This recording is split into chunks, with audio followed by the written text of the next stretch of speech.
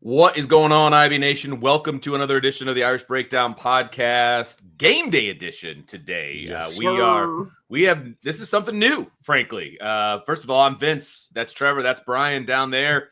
And we thought we'd try something a little bit different.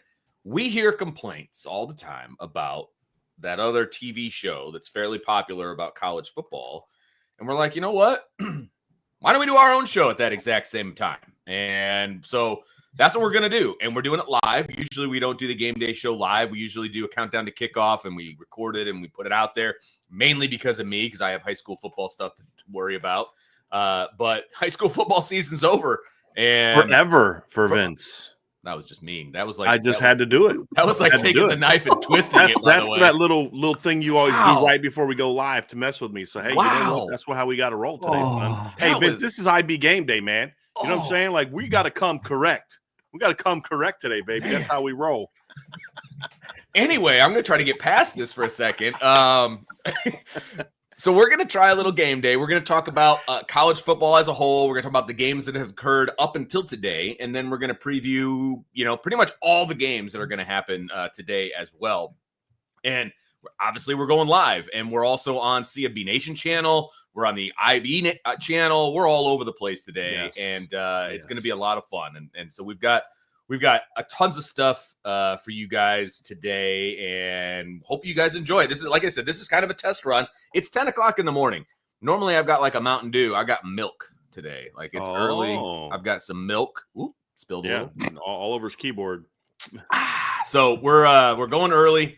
It's going to be a lot of fun. We're going to do this thing, and we're glad that you guys joined us. Hopefully we get some more people in here before the end, but the people that are here, man, we love you, and we love the fact that you're here. And so before we get really into this whole thing, Trevor, why don't you tell us about our friends at MyBookie? You know it. You guys have been listening to us for a while now. You know we have to talk about our friends over at MyBookie. And even though Vince's high school football season is done forever, college football season still has games left. And there's an exciting slate of college football games going on today. It's rivalry weekend, guys. And there's no better way to watch that with our friends over at MyBookie. So if you're new and you have yet to sign up with them, make sure you sign up with MyBookie and use promo code IRISH. What that's going to do for you is it's going to double your deposit bonus, which means if you sign up and you deposit $10, MyBookie is going to match that and give you $10 worth of bonus bets, which is awesome. Nothing more exciting than be able to bet with money that's free. If you're anything like me, I love taking advantage of those.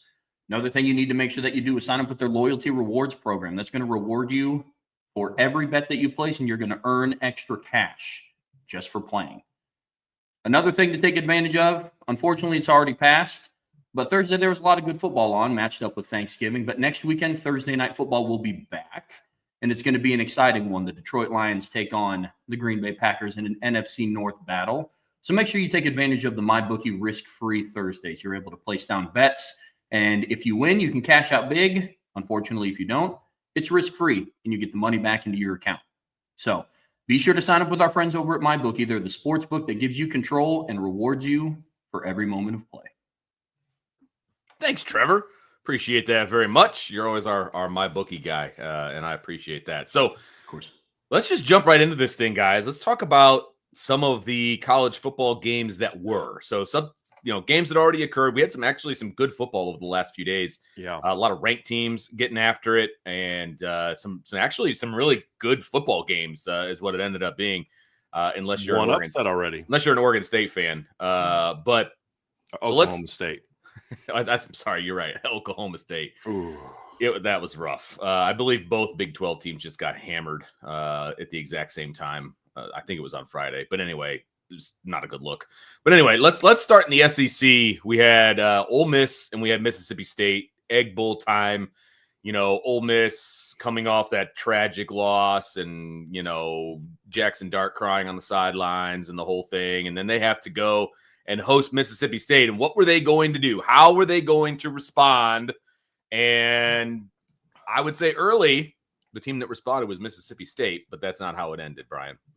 Yeah, I mean, I actually give Ole Miss a lot of credit for this win, to be honest with you, because they did come out I mean, I don't know if I'd say they were sleepwalking. I did think that Mississippi State did make a couple plays early, a couple nice balls from the freshman Michael Van Buren, a couple tough catches. Almost had another big catch that got called back early that would have set up a drive. But in the end, Ole Miss is just too talented, and it really came down to where, from a skill player standpoint, Mississippi State was competitive in this football game. But the further that we got into the game, the more the O-line and the D-line for Ole Miss just took this game over. Michael Van Buren, I mean, every time you got to third down, you just he's not going to be able to get this pass off, right? I mean, it just kind of felt like that.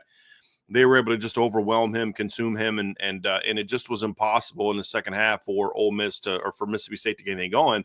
And that's kind of where what I mean, honestly, the Ole Miss defense, for example, is not the reason they lost to Florida last week. I mean, they gave up a couple drives, but their offense, this just really down the stretch, guys, has just not been your typical Lane Kiffin type of offense. When you and I know they've got some receiver injuries and things like that, but they haven't really been able to be a consistently dynamic offense this season. And it was that way against Florida last week. Their offense was okay against Georgia. That game was about their defense again dominating. They had that anomaly game against Arkansas. Outside of that, this Ole Miss, think about this, guys, with the exception of the 63 points against Arkansas, when they had 694 yards of offense and 9.1 yards per play. Prior to that and since then, they had not scored over 30 points in a game since September 21st against Georgia Southern. Ole Miss has been carried by their defense this season, and that was also true yesterday. It really came down to in the trenches. There wasn't a whole lot Mississippi State could do.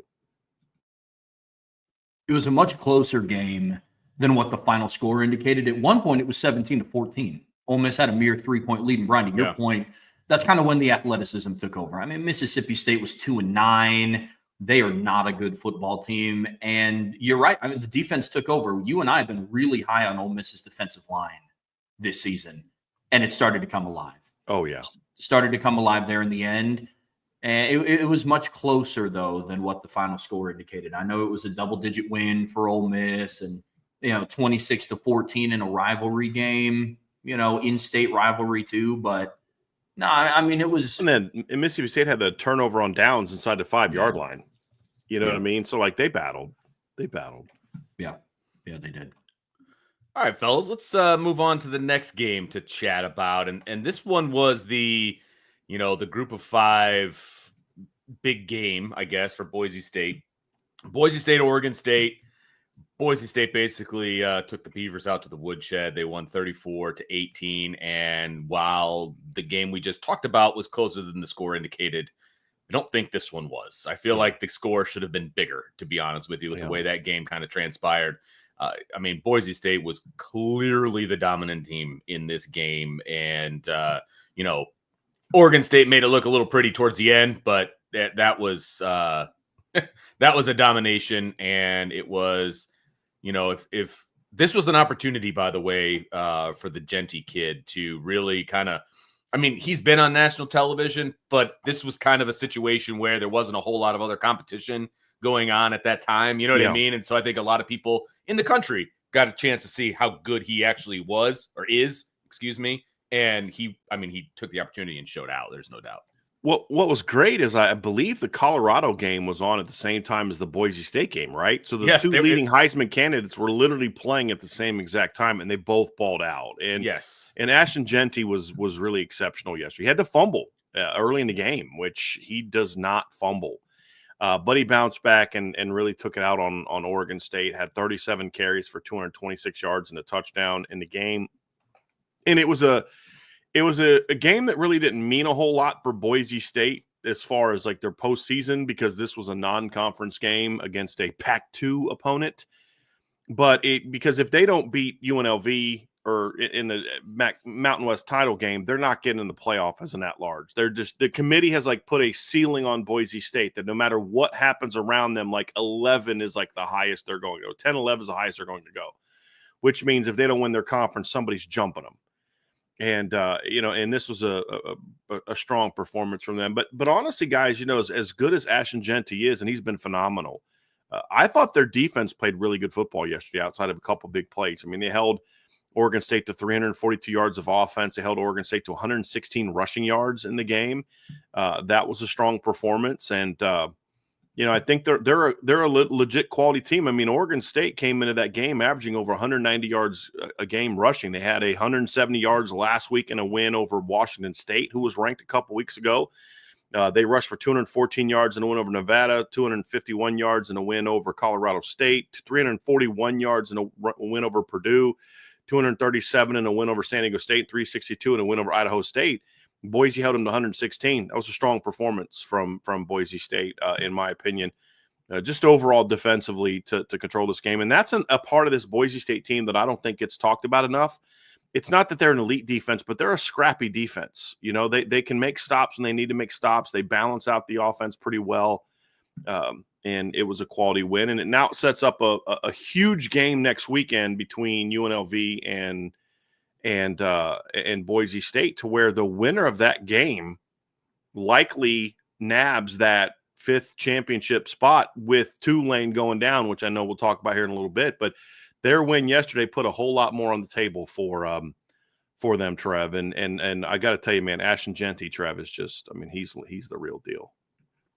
Yeah, I mean, you guys know what it is with Boise State. They're at their best when they're able to control the line of scrimmage in terms of running the football on both offense and defense. And Bryan, I think you hit the nail on the head. They were able to shut down Oregon State's run game, and they played really, really well. But again, Ashton Jeanty is just, look, the thing that I respect about him and Boise State's offense is there's no secret what they're going to try to do, right? There's no secret that they're trying to get the ball into Jeanty's hands. And yesterday he went for 226 yards on the ground, had 37 carries. It was just, again, he plays really well. I mean, he is so fun to watch, man. He is so fun to watch. But yeah, Boise State, I think, with a win over UNLV kind of locks up that 5th automatic bid from the conference championship teams. And barring any chaos, they're probably going to end up with that 12 seed, but it's going to be fun to watch down the stretch. I just got to say this before we move on. They put up a graphic yesterday. They showed Ashton Jeanty's rushing yards through 11 games, and he was over 2,000 yards. He's got 2,228 yards, and it just made me remember, guys, just how special Barry Sanders was at Oklahoma State, because Ashton Jeanty, as dominant as he's been, was over 2,000 yards going into yesterday. He's now over 2,200 yards. Barry Sanders rushed for over 2,600 yards, 2,628 yards, and 37 touchdowns in only 11 games. They did not count the bowl game where he rushed for over 200 yards against Wyoming in that statistical category, which also reminds me it is absolutely stupid that the NCAA has not gone back and added bowl stats to teams from the past. There's no reason they can't do that. But it just speaks to how elite Barry Sanders was. And also that happened the last time Notre Dame won a national title, by the way, was that same season. And as Notre Dame fans, obviously, we probably remember that. But it just says how special he was, man. And that was in a good league. It was in the Big 8. So, but Jeanty's a special spot. Probably the best single season we've seen probably since Melvin Gordon a few years ago when he rushed for like 2,500 yards. He's been really, really good. And everybody knows that's what they're doing. I mean, their quarterback's just kind of okay. Everybody knows where the ball's going. It's going to Ashton Jeanty, and there's not a darn thing you can do about it. Most weeks there really isn't. Yeah. So I'm going to kick this one to you, Trevor. The next game that we'll talk about, since we, Bryan, aptly and professionally with our transitions, which was beautiful, talked about the fact that the 2 leading Heisman Trophy winners were on the field pretty much at the same time in different games. And you're talking about taking a team out to the woodshed, Colorado. Holy smokes, 52-0. That game was never in doubt. And Travis Hunter showed out in this one. 3 touchdowns, 1 interception. And, of course, Coach Prime did what he should do and was hyping up his guy after the game in the press conference. Picked the right game to do it. Yeah, no doubt about it. And look, that's what coaches are supposed to do. That's Anybody that's upset about that, it is ridiculous, right? That's what coaches are supposed to do. And he was actually right. You're right. He picked the right game to do it. But Trevor, talk about that Colorado game. And as much as you can, it was 52-0. Yeah, I mean, it was a really good bounce back win for Colorado. They dropped that bad game to Kansas. And unfortunately, the Buffaloes kind of fell victim to what we've seen in college football this year, is teams not being able to handle success and handle recent success, and then they fell to Kansas. that was something that Coach Prime touched on at the end of the game. He's like, listen, the video came out of him in the locker room talking around, listen, fellas, you tasted a little bit of success and you let that get to your head and it distracted you from what we needed to go out and handle business out on the football field. Right? Now, one thing I will say, Oklahoma State has been one of the more disappointing teams for me this year in college football. I wasn't expecting them to be anything fantastic or a playoff contender, but with everything they had coming back, including Ollie Gordon, thought they were going to be better than 3-9. Yeah. I did. This was rough. I mean, Colorado is not really known for their run defense, and they held Oklahoma State to 70 total rushing yards as a team on 31 attempts. Ollie Gordon had 4 carries for 10 yards. So as good as Travis Hunter was, I do want to give a shout out to Colorado's defense because that is the side of the football outside of Travis Hunter that has gotten a lot of scrutiny this year from the national media, myself included. That it's just, you know what, I would always say that Shedeur Sanders is really exciting and Travis Hunter is really exciting, but that defense, I mean, you know, Nick Saban saying about the tin horn. So that's kind of how I felt about their defense. And they played really well yesterday. You don't hold a team to 0 points if your defense doesn't play well. Their defense is a big reason why they've really turned things around. Yeah. In the last half of the season. And you got to get a lot of credit to their defensive coordinator. I think his name's Robert Livingstone. But since they lost to Kansas State, which dropped them to 4-2, they held their next opponent to 245, then 351, 388, 272, and then yesterday 147. The only anomaly is to Kansas. And honestly, guys, that was a beatdown in Arrowhead last week. But that's kind of what Kansas has been doing lately. Kansas in the last month has been what we thought Kansas was going to be in the preseason, which is a really one of the best Big 12 teams. And early in the year, they had some weird – I mean, look – Kansas is not a typical 5-7 team. They lost by 6 points at Illinois. They lost by 3 points at home to UNLV, who we found out's really good. They lost by 4 points at West Virginia, 4 points at Arizona State, 2 points at Kansas State. And the only game that's not been close at the end was the loss to TCU. This is a good football team, a better than their record football team, and they finally starting to play a lot better. And Colorado just ran into that buzzsaw last week. That is Devin Neal. And the fact that Colorado was able to bounce back the way they did speaks to volumes to the type of job Coach Sanders has done with that team this year. And look, and I know he gets a lot of flack, and at times it's justified because I think Coach Sanders sometimes struggles with that balance between dad and coach. Sure. And if you're going to coach your own kid, you have to understand that when you're in coach mode, you have to treat him like all the other players, and you can't be dad. And I know that's hard. I mean, you're always dad, right? But like how you interact. I think sometimes he struggles with that, which I guess if you're going to have a character flaw that, you know, I can't turn off being dad to my kids is probably a good character flaw to have. You know what I'm saying? Sure. But I think that bothers some people. And then, you know, Coach Sanders is but that's who he is, guys. What did you expect him to not be himself when he took over? The fact of the matter is he's done a phenomenal job turning this program around. He inherited an absolute disaster of a program. They were awful last year. We all kind of made fun of them and how they were going to be this year. They started a true freshman left tackle, and they went out there and had a heck of a season. And you know, like you guys talked about, I mean, they're 9-3. Some things break their way today. They could be playing for the Big 12 championship. And and he lost by 3 points to Kansas State in a close game. The other 2 games weren't overly competitive, but they've earned some good wins this season. They caught some breaks and didn't have to play. You know, didn't have to play BYU this season, didn't have to play Iowa State, which helped a little bit. But, I mean, we don't know that they wouldn't have beat those teams. But he really did a phenomenal job, and it's a great way to cap it off. And I think you nailed it, Trev. Bouncing back after the way they won last week was just as big a part of it. And they did some stat padding at the end, but that's okay. That's just kind of how it is in college football now. You kind of have to do that. And Travis Hunter ended his regular season with the kind of final statement performance that, you know, that but the issue is now Colorado may not get a chance to have another performance next week where Ashton Jeanty will. Yep. And that's true. You know, that my vote for Ashton Jeanty. I think Travis Hunter's the most unique player in college football. I think he's a very talented player, special player.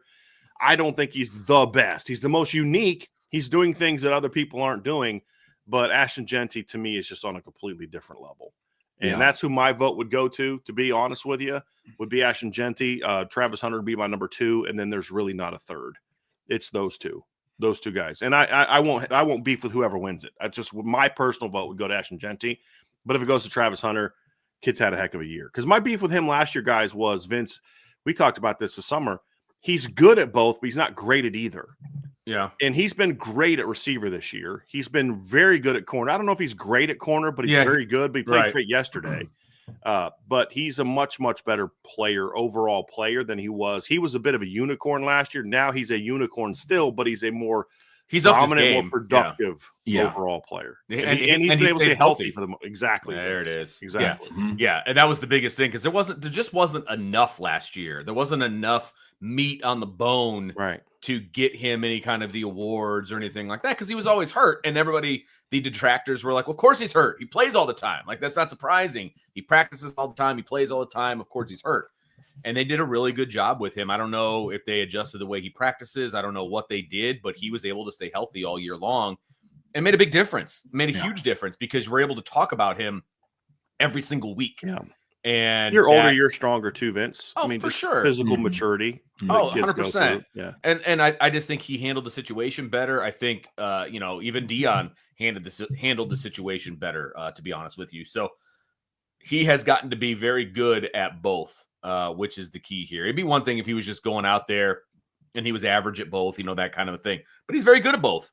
And I think that that's a very unique thing. If he would focus on one thing, I think he would be elite at that one position, right? But he is very good scratching the surface of elite at both. And so I think that's why it would be my vote would go to him because of what he's able to do that nobody else is even attempting to do. It's certainly unique, and that's fair. Like I said, I'm not going to beef with anybody. I just say, I get it. But I don't think he's necessarily the best. I don't know that he's definitely the best receiver in the Big 12.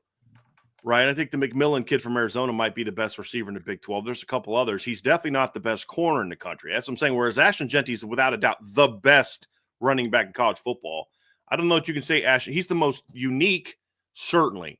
The other thing I want to respond to, something real quick in the chat, guys, before we move on to these two AAC games, is one of the knocks people said on Ashton Jeanty's his level of competition, and that's fair. I just want to point out that Oregon this year as a defense is holding teams to 118.6 rushing yards per game. They held Ohio State to 141 yards on 33 carries. The most yards they've given up all year this year was 221 to Boise State. Ashton Jeanty ran for 192 yards on 25 carries, 7.7 per carry, 3 touchdowns, and a 3-point road loss at Oregon State. My counter to that is, imagine if he ran behind an offensive line at the Power 5 level. Somebody said, well, how would he play against a Power 5, questioning the conference he played in? Well, keep in mind that if he plays in a better conference, he's also going to play behind a better team. If he was playing at Notre Dame, for example, and he was the lead back in Notre Dame behind this line, or if he was at, behind Iowa's offensive line and what they've been able to do for the Johnson kid or somebody like that, then he's going to be a much more dynamic player, and the numbers are still going to look the same. So, I think the kid is special. And if anything, it adds to what he's doing because they don't have the quarterback or receiver weapons to really take pressure off of him. And he's able to do it week after week after week. And again, they played on the road against the number 1 team in the country who's got a pretty good run defense, and he lit them up. So that counters it for me a little bit. All right, fellas, let's talk about the two AAC games that took place, have already taken place. And of course, there was some Notre Dame flavor in there with Navy and East Carolina. And then, of course, the second group of 5 team that was in the rankings was Tulane. A lot of love for Tulane, going into this week, and they kind of laid an egg. So Navy, East Carolina, Memphis, Tulane. Trevor, I'll let you lead this one off. What do you got, man? Yeah, I'm going to kind of lump these two into the same because I think you can talk about them both in the same light. It's interesting. You kind of talk about there's a lot of chaos in the SEC, and there could be some impending chaos in the Big Ten. There's a little bit of craziness in the AAC a little bit because you go and you look at it and you look at what Memphis just did to Tulane, and Tulane's a pretty hot football team. Well, earlier this season, Navy beat Memphis 56-44, and what was it last week? Tulane beat Navy 35-0, right? Yeah. So.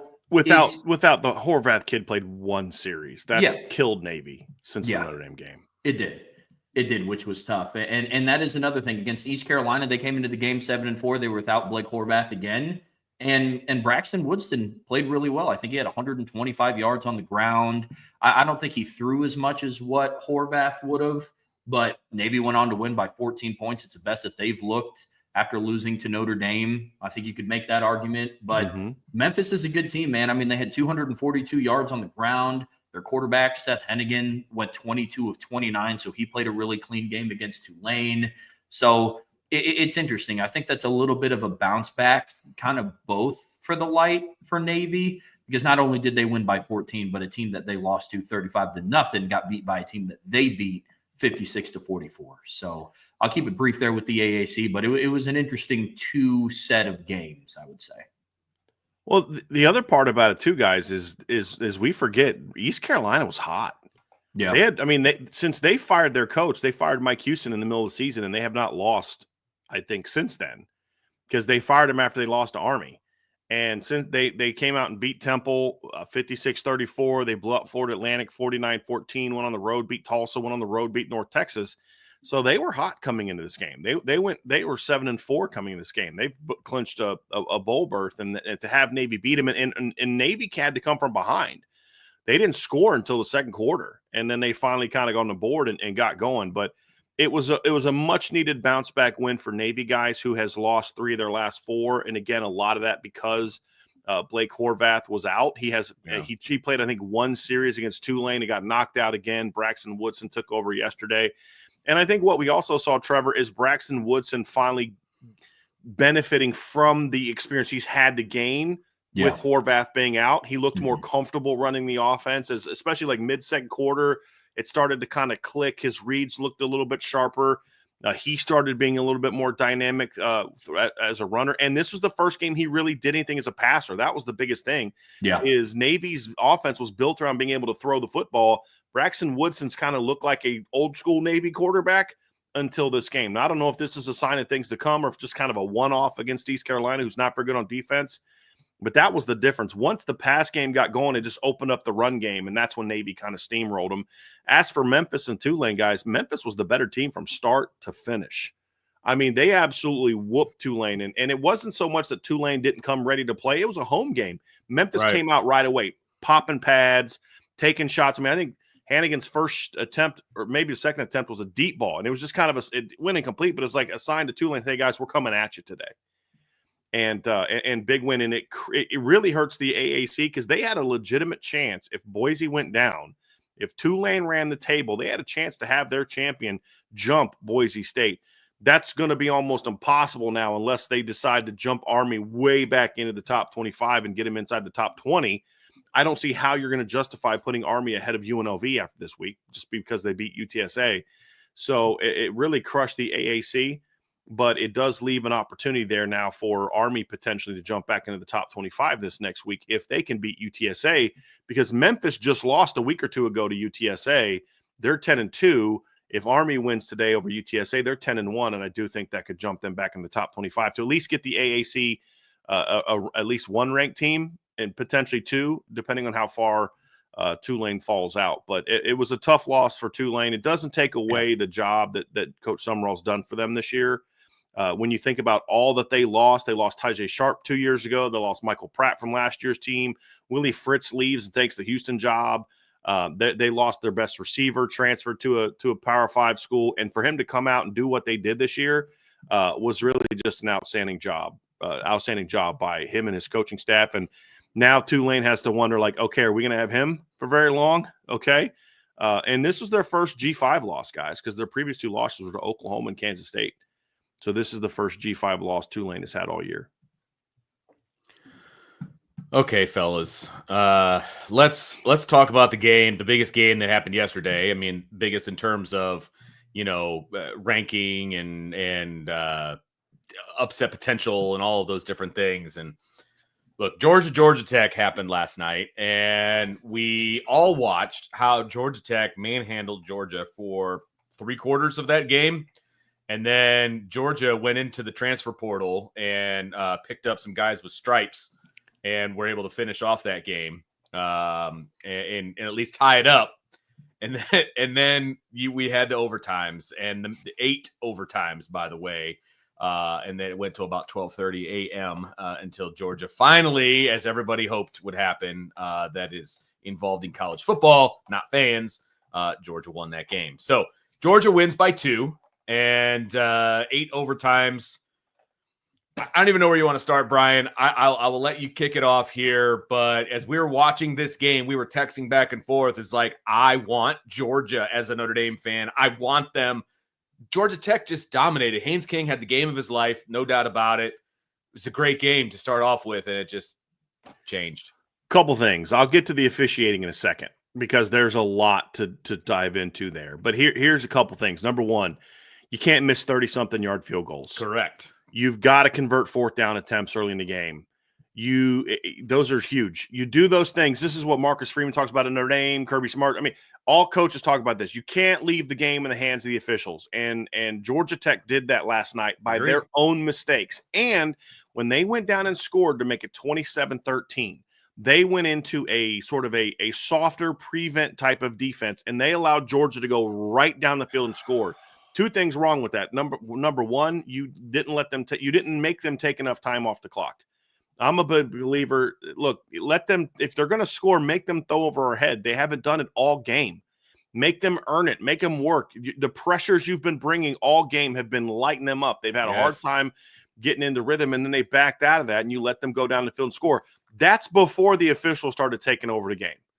So, yes, the officiating did some really things that I think were shady. I'm not a conspiracy theory that thinks the games are rigged, but it's hard for me to argue with that last night. And the broadcast combination of Joe Tessitore and Jesse Palmer should be ashamed of themselves. Gosh. I have heard literally home team broadcasts that were more neutral than what Georgia was last night. And hey, Vince, have you heard that Georgia has locked up a playoff berth with the win last night? Even though they haven't locked up a playoff berth. It was and actually did you hear? Screamed at me multiple times in that game. Did you also hear that they have the tied for the longest home winning streak of all time, which is a lie? Miami won like 50-something straight. Is it like home games of stadiums that still exist? Is that like the caveat there? Because didn't Miami win something like 50-something straight games at home during the Schnellenberger, Jimmy Johnson era? It was embarrassing, but here's the deal. You cannot leave those type of games in the hands of officials. You've got to make your field goals. You've got to convert that fourth down. You can't go away from what you're doing. 2-score games is usually when I've said going to prevent defense, but that's when there's like a couple minutes left in the game, a minute and a half left in the game. Not 5-6 minutes left in the game. So that's all on Georgia Tech. They could have made it to where the officiating didn't take that game over. That needs to be discussed before we dive into the officiating, because there are some lessons you got to take from that. But to your point, Vince, for 3 quarters, they physically kicked Georgia's butt. And I'm so sick and tired of hearing how good Georgia is. This is the second week in a row they got gashed on the ground by UMass and Georgia Tech. And, well, Haynes King didn't play against Notre Dame. Yeah, and that was Benjamin Morrison's first game out for Notre Dame, right? I mean, he got hurt against Stanford. Their next game was against who? Georgia Tech.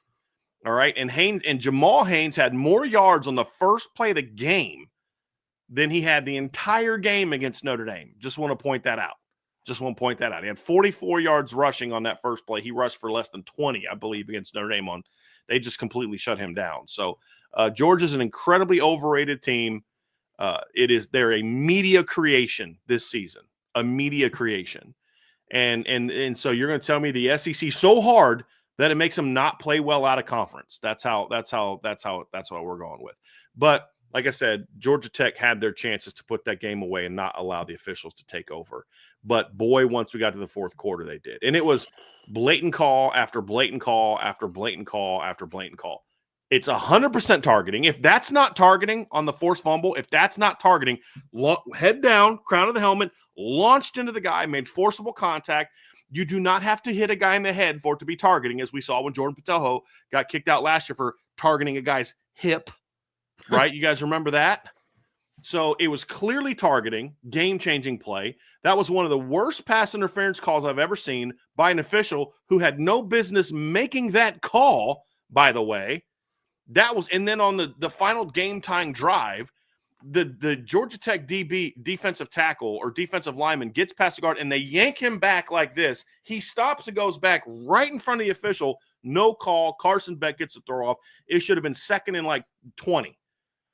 And so it was such a blatant job. And there was a pick play that I saw from Georgia as well that didn't get called. I mean, apparently that only gets called when Notre Dame's on the road against somebody. But it was, and I don't want to hear that. Well, you just let them play. Well, if you're going to say that you're just letting them play, that's why you didn't call the holding. Then you shouldn't have called the pass interference, because if you're just letting them play, then you shouldn't call the pass interference. And how can Kirby Smart stand at the 10-yard line, stand there, wait for Georgia Tech to line up, and then call timeout when they've already had a sideline warning? Like, it was a joke. It was an absolute joke. I would even say that the sideline warning was beneficial to Georgia because it allowed them to huddle up again. Exactly. Like, I feel like the officials hey, let's just call a sideline warning. He wants a timeout anyway. And we'll stand here and talk to Kirby for 5 minutes, and his D coordinator can look in what the game and laugh and joke with Kirby, by the way, while that call was being made. I feel like it was like, well, we got to call one on Georgia, so we'll call a sideline warning because it doesn't really affect anything, and it gives them a timeout. Hey, basically gives them a de facto. Yes. It was a joke. It was an absolute joke. If I'm Georgia Tech, I am super pissed right now. Not the football coaches, because the football coaches need to focus on the things that they didn't do to help them win that football game, Trev. But if I'm the AD, if I'm the ACC president, I got some phone calls I'm making today. And they're not going to be friendly phone calls. Yeah. No, I get it, man. I think yesterday it was just on full display of how tough and rigorous the SEC schedule is. I've been told that the Kansas City Chiefs would struggle down in the SEC. I mean, look, guys, like let's face it. Georgia played such a rigorous schedule that UMass and Georgia Tech gave them the work. And I've heard the term thrown out that it's good teams find ways to win, and good teams can win ugly. And I guess ugly, the definition of that would be giving up 563 total yards of offense and getting less first downs than Georgia Tech, and not converting as well on third down as Georgia Tech, and not getting as many total yards, and getting out passed and getting out rushed and averaging less yards per play and rushing per passing. I mean, honestly, I think it's a testament to Kirby Smart and how good he is as a coach. I mean, what did we expect Georgia to do? Beat them by 18 points down in Atlanta without their top 2 pass rushers and their All-American first-round draft pick corner? Sure. It's kind of unrealistic, don't you think? I love that. I love the sarcasm there. This is why I get so sick of Trevor. This team should get in because if they played a neutral field, they'd be favored by X amount of points. What was Georgia favored by last night? I think it was 18 or 19 points, if I remember correctly. They were favored big last night.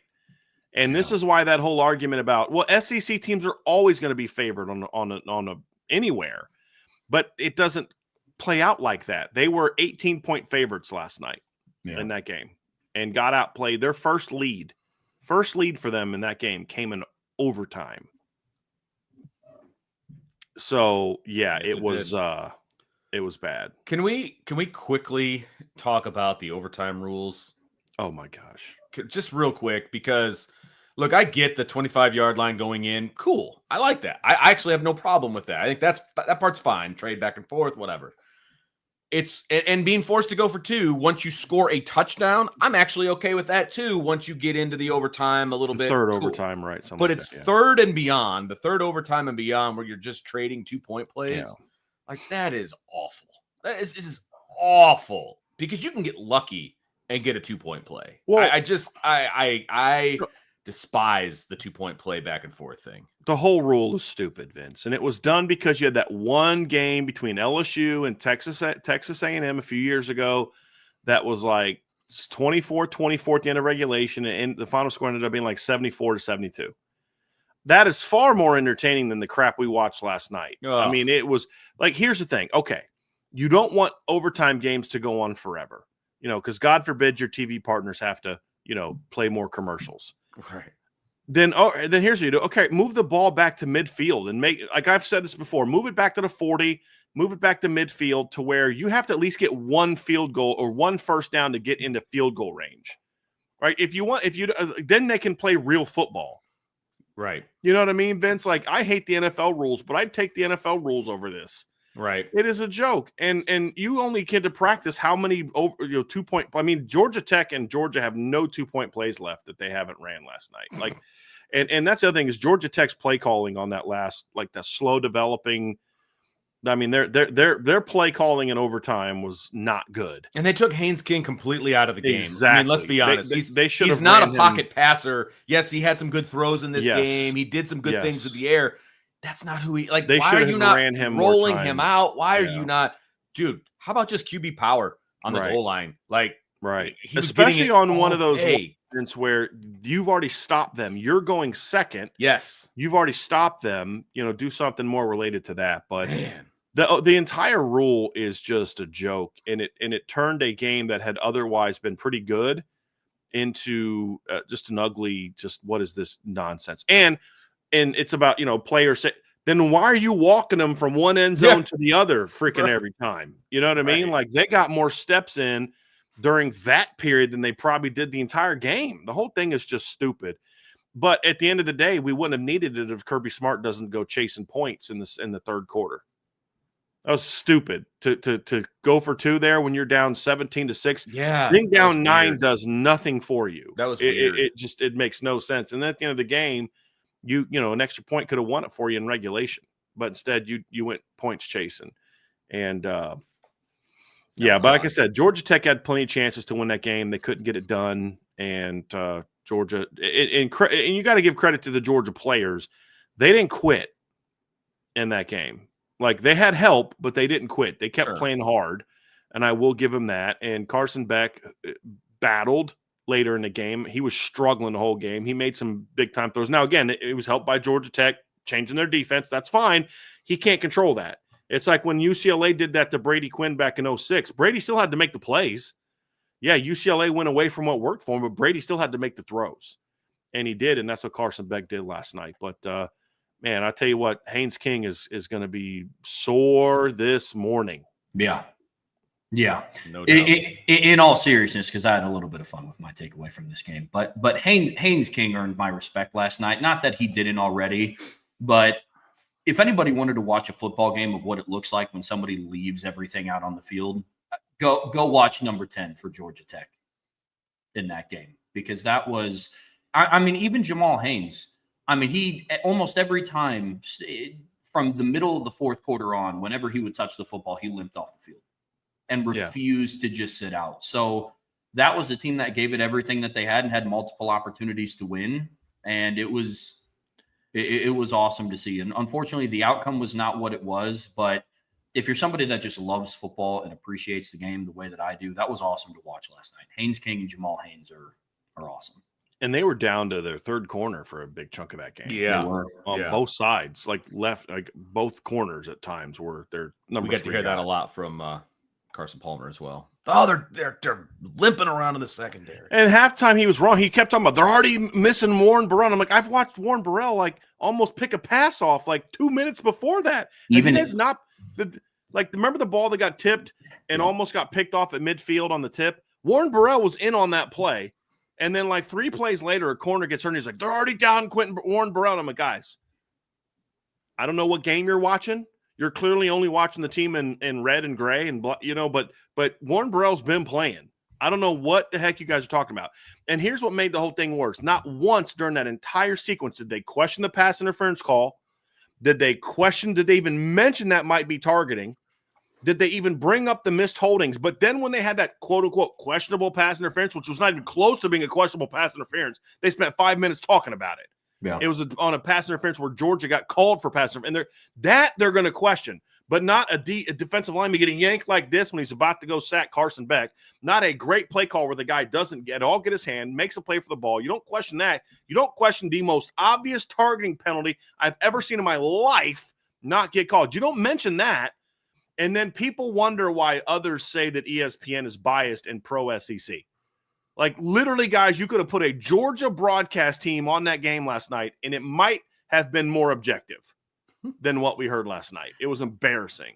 Yeah. Joe Tessitore should be ashamed. And I usually don't call guys out by name. He should be ashamed of himself for the job he did last night. It was embarrassing. It was a joke. It was biased. It was uninformed.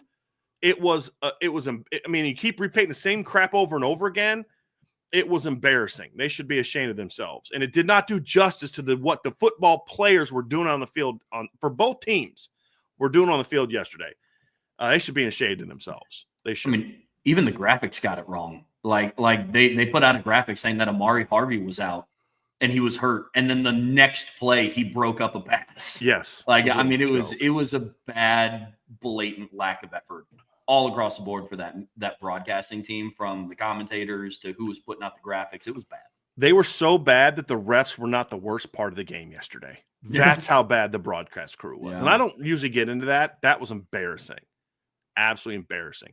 And if I hear one more, they have not locked up anything. They've locked up a playoff berth. Really? So if Texas beats them by 40 next week, you're going to still put that 3-loss SEC team into the playoff? Are we serious? Yeah, they will. Ridiculous. Because come on now, teams can't fall out for losing in the conference championship. Let Miami, let SMU get beat by 17 to Miami, and we'll see real quick how they drop teams out of the playoff hunt. Right, for losing in a title game. That's what I don't even want to hear. Last year, the committee left out a team that won their conference championship. I don't want to hear that a runner-up is a shoo-in for the break. All right, boys, that's going to do it for our spin around college football for the games that were. Now we're going to talk about the games that are coming up. And the way we're going to do it, we're going to kind of go in TV window time. So we're going to start with the noon games. Then we're going to hit the 3:30 games. Then we're going to hit the night games. And then we will talk about Notre Dame specifically. So stay tuned for Notre Dame. It's coming. But this is IB game day. We're talking about college football as a whole and having some fun with it so that you don't have to watch something else. So let's talk about the games that are coming up first. And of course, if you're talking about the last Saturday of the regular season, you're talking about Michigan and Ohio State. Look, it's still a big rivalry. It's still a big game. It's still the noon game on Fox. Everybody's still talking about it, even though Michigan is Michigan this year and Ohio State is the second-ranked team in the country. It's still Michigan, Ohio State, so we are going to lead off with Michigan, Ohio State, boys. Trevor, your thoughts on this game, what it could be, what it means, and all of that. Vince, it's the game. Thoughts on the game. Yeah. Ohio State has an issue with the word the and the. And all. Well, in this instance, they get it right. It's I know. The game, not the game. But why do you got to put the or the in front of everything? That's the name of the rivalry. And I grew up in Ohio. You know, I grew up watching this game. So, I'll be watching. Go ahead, Trev. Thoughts on this game?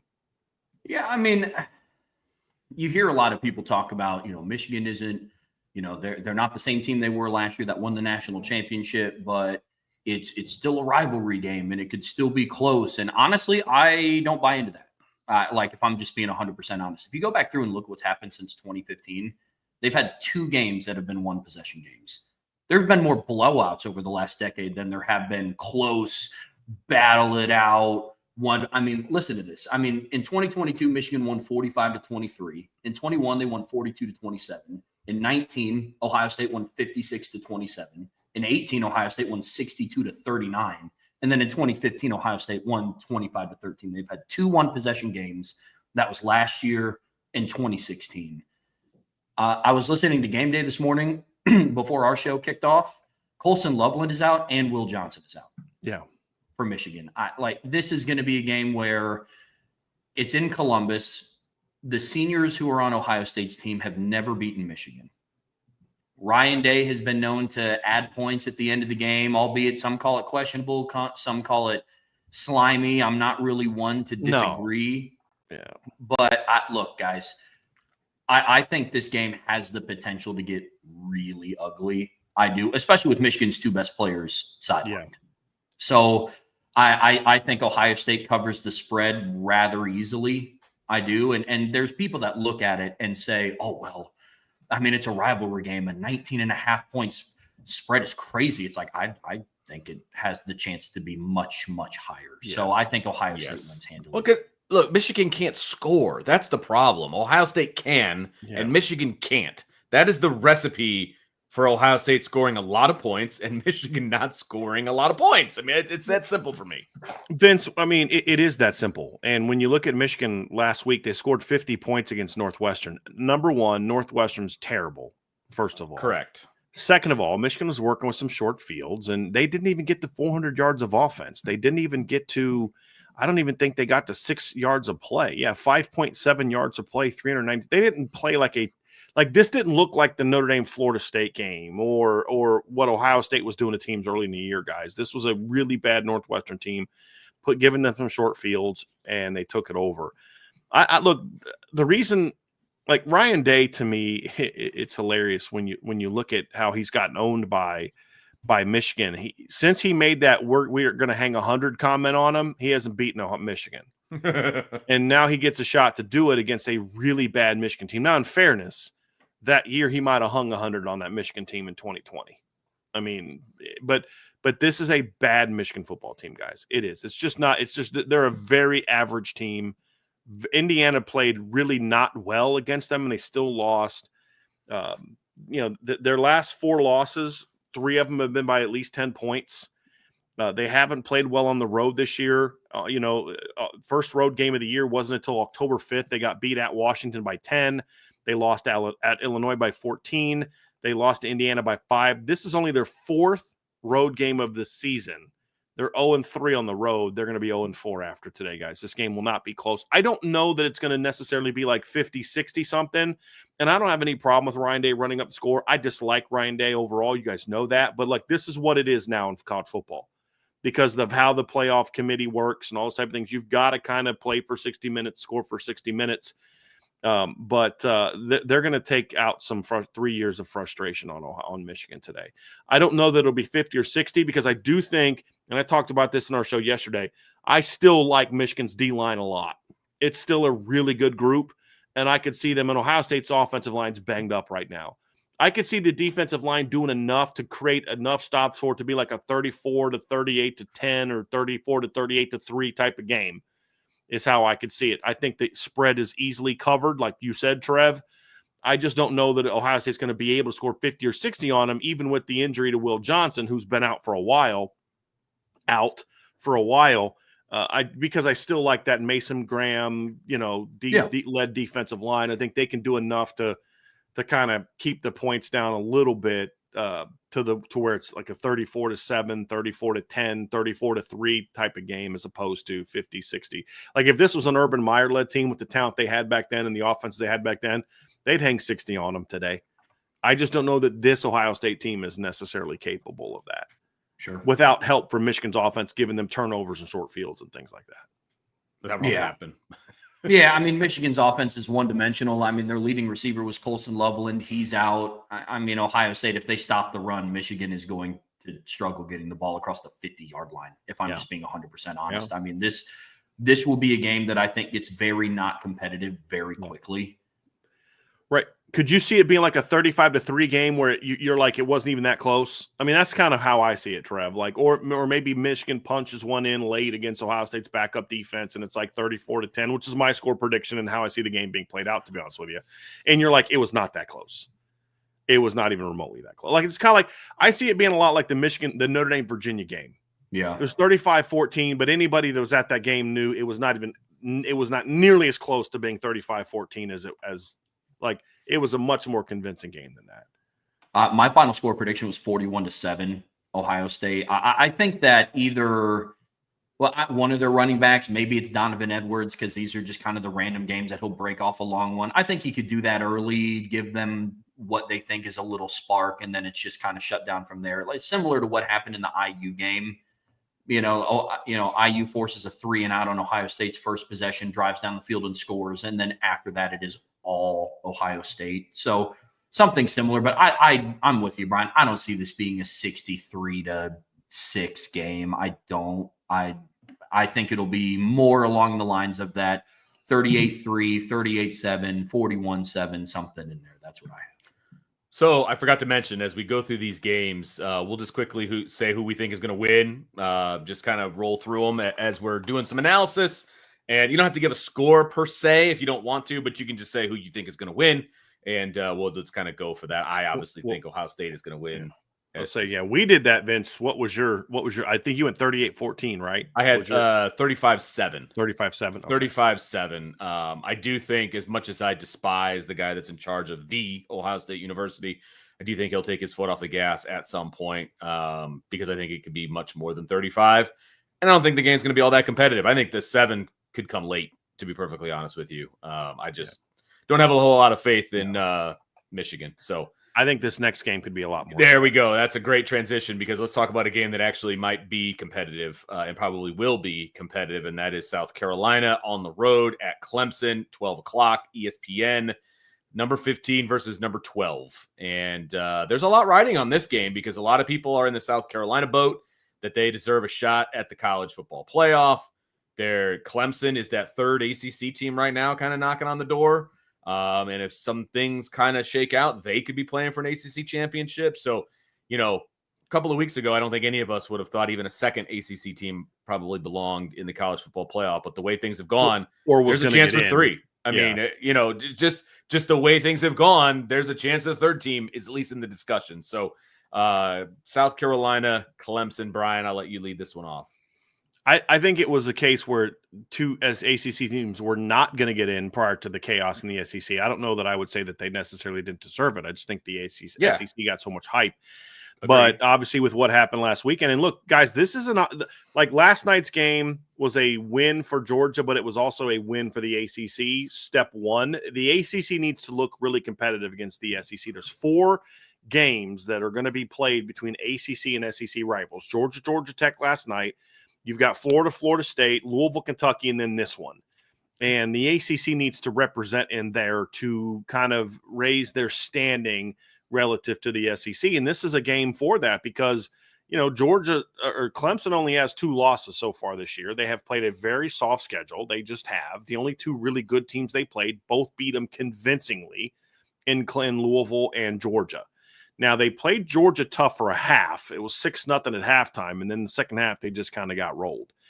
And then, obviously, Louisville kind of whooped them for 60 minutes, guys. That was a pure Louisville convincing win for 60 minutes.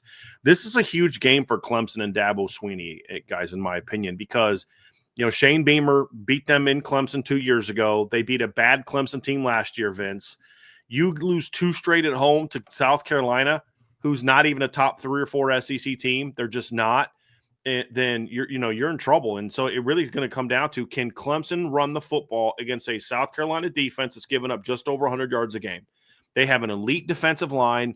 Clemson's offensive line some weeks looks great. Next week, not great. And that's just kind of where it's been, man. It's just been a struggle for them to play consistently good up front. They've had some injuries. They're going to have to be on their best today if they're going to have a chance to win and hold off that really good South Carolina defense. Now, South Carolina's last game against a Power 5 school, they did not play that well. I mean, they came back and beat Missouri. They kind of caught a couple breaks in that game. They rolled Wofford last week, just like Clemson rolled the Citadel. Guys, I think this is going to be a back and forth game. I'm going with Clemson at being the home team, but they're going to need to get Phil Maffa going and take some of the pressure off of Cade Klubnik and let him just kind of manage the game and make a couple plays with his legs and his arm and not have to have him put that team on his shoulders. If they can do that, I think they have a chance to win this game. But the key is going to be their run defense is going to have to slow down Rocket Sanders and make Lenore Sellers beat you with his arm. I don't think he can. Just like I don't think Cade Klubnik can put that offense on his shoulders and throw it all over the place and lead him to victory. I don't think Lenore Sellers does. So I'm going Clemson in this game. I think it's going to be a great game. But I think at the end of the day, the home team wins it. And I think Dabo is kind of – when Dabo gets into the disrespect card, he's kind of in his bag, from a motivational standpoint. And that's partly what's made him such a great coach, is he knows how to motivate his teams, just like he did last year when I thought they had no chance against Notre Dame last year. And they come in and they win that football game. This is the kind of game where everybody's kind of doubting against them. South Carolina's the hot team, and that's when look, Clemson's got something to play for here too. And not that South Carolina doesn't, but yeah, go ahead, Trevor. I'll give my part last. Yeah, Bryan, I'm with you. I understand that this game is going to come down to who's able to run the football. My thing with Clemson is although their record is 9-2, I just don't think that they're that good of a football team. If I'm just being 100% honest, their best win is over 7-4 Pitt, who they beat 24-20. They got blown out against the two best opponents that they've played. Now, I understand that, you play Georgia week 1. It's tough to bring up a game that you played in week 1 in reference to how you're going to perform in week 13, week 14. So I get that too. But a couple weeks ago, you played a Louisville team at home who handily beat you. And South Carolina has been hot. And I think that is something that needs to be taken into consideration. Clemson has struggled playing upper tiered level opponents. And I just think that Clemson I think they're going to struggle offensively. I think it has the possibility to be a really ugly game. Honestly, like I could see it being low scoring. I could see the final score being something weird, like 19-16 or 2017, something like that. But I actually do have South Carolina winning a close one in Death Valley, just because Clemson hasn't really given me a reason to believe that they're going to win this game outside of what you brought up is what history tells us is when Dabo does get in this situation. But this season specifically, Clemson hasn't given me a reason to be like, I think they're going to win today outside of, well, Dabo just kind of does this historically. Right. Trevor, to your point, yes, they did not look good against Pitt. The game before that, they did not look that good at Virginia Tech. And then the game before that's when they got smacked by Louisville. I mean, so to your point, they have not looked great the last 3 games. Yeah, they rolled the Citadel. So, yeah, okay. Right. So I agree with everything you just said. 100%. I think on paper, Clemson is South Carolina has the better advantage. I just remember making the same mistake about Georgia going into the Texas game. Sure. And I remember making the same mistake getting ready to go fly down to South Carolina last year for that game when, covering it for Notre Dame. Yeah. That's really what I'm being honest, Trevor. This is not about matchups. It's not about, I think Clemson's the hotter team. This is about they're at home. It's a rivalry game. And this is kind of when Dabo's at his best. And to your point, and Vince, we haven't really talked about this enough. I think both teams were positioned where they are for the winner to jump in if somebody goes down. I do, because I think if Clemson beats South Carolina, then you can no longer use they don't have any good wins under their belt because they just beat number 15 South Carolina, who's red hot. Right. If South Carolina beats Clemson, who's number 12, I think that's the ammunition the committee needs to leap them over Bama and Ole Miss and put them in. And so even though both of those teams have beat South Carolina in head-to-head, they were both a while ago. Bama was a 2-point loss at Bama. They're much hotter than those two teams. They have their own set of good wins. I think the committee is really nervous about putting Bama and Ole Miss in the playoff. Sure. And so I think Clemson and South Carolina were both positioned to have that chance to maybe leap them. If Clemson wins, then Bama and Ole Miss are screwed. If South Carolina wins, that's when it gets really interesting about who jumps in and is positioned to say, let's say one of these other games we're about to talk about ends up in an upset. So that's the other thing, to your point, Trev, is Dabo, I think, has got that right in front of him. What's he going to do with it? And if they can't win this game at home, that spells big trouble for where this Clemson program is, in my opinion. Mm-hmm. 2 straight losses at home to South Carolina when they're not being coached by Steve Spurrier, it's not a good sign. Yeah, you guys hit a lot of really, really good points. And, of course, I put my prediction in yesterday, so I am going to stick with it. But I just think in this particular game scenario, in this situation, being a home game for Clemson, look, the Clemson folk, not necessarily some of the players on the field, but Clemson as a program has been here before. South Carolina hasn't. And this is essentially a playoff game for South Carolina. They're hot right now. I'm not convinced yet that Shane Beamer can get these guys up to where they need to be to play in a playoff game. I'm not convinced that that's where they are, especially on the road with all this pressure. Everybody's loving them right now. I mean, all the SEC, South Carolina, they're so good. They belong in. I'm just not sure that South Carolina's going to be able to handle that kind of pressure. And I mean, we'll see. But I've got a lot more faith in Clemson in that regard, just because they've been there before. You know what I mean? They've tasted this before. They've been in big moments before, and they get to host the game too. Yeah. Like I just feel like that is just a little bit too big of a hill to climb. I got Clemson winning by like 3. You know what I mean? Like I don't think it's going to be a blowout. I think it's going to be a good game, but I just think that this is too much for South Carolina. I think the interesting part of our analysis of this game is there are two aspects of this. And Trevor talked about the one. There's the on-paper football matchup of what is and what has been this season, especially recently. And to his point, Vince, you and I will agree in that regard, Clemson's the better team right now. Yep. That there's no doubt. Then there's the other side of it, which is also legitimate, which is, and you can even see Trevor shaking his head when we were talking about it, which is there is the aspect of, have you been in this moment before? Can you handle success before? And that's what makes, first of all, that's what makes football great, right? Because it's not always about the on-paper matchup and who'd be favored at this, that, and the other thing. It's in a game about emotion. It's a game about focus. It's a game about maturity. It's a game about physicality. And it's not always just about, well, our run defense is doing this and your rush offense is doing that. And that's what I think is going to make this game important. Is it the mental part wins the day? If that's the case, then I think it's a Clemson victory. If it's all about matchups and who executes the best based on those matchups, then I think South Carolina carries the day. I think the mental part, the to your point, Vince, is kind of like, all right, there was I'll give a personal example of what I'm talking about. I was in a bowling league early in our marriage, and I was, I was a pretty good bowler when I was a kid. You and I have joked about that. And 9 straight strikes. Not even thinking about it. Just 9 straight strikes to start. And I look up to start the 10th, and I was like, holy crap. I've got 9 straight strikes. First time I thought about the chance I had at 300. Get up there at the ball. Don't hit the head pin either time. 266. You know what I mean? It's like, it's when you're doing great. I'm striking. I mean, I was clean in the pocket. I mean, I was rolling. It's the hottest I've ever been. Then you realize, holy crap, look what's in front of me. I could bowl 300, and I buckled. I'm just being honest. And that's what Vince is talking about, is like, Clemson's been here before. They've bowled a few 300s already, right? This is the first time South Carolina's kind of getting into that moment where, like, oh, shoot, we got a chance to go do this thing, and how are they going to handle that? I think that's a great analogy, or a great point, Vince, that makes this a really interesting game. And that's the game that'll be on my primary TV at noon, not Ohio State, Michigan. Oh my goodness. Yes, absolutely. Yeah. No question about it. I'll start off with, Michigan, Ohio State, kind of see how it's going.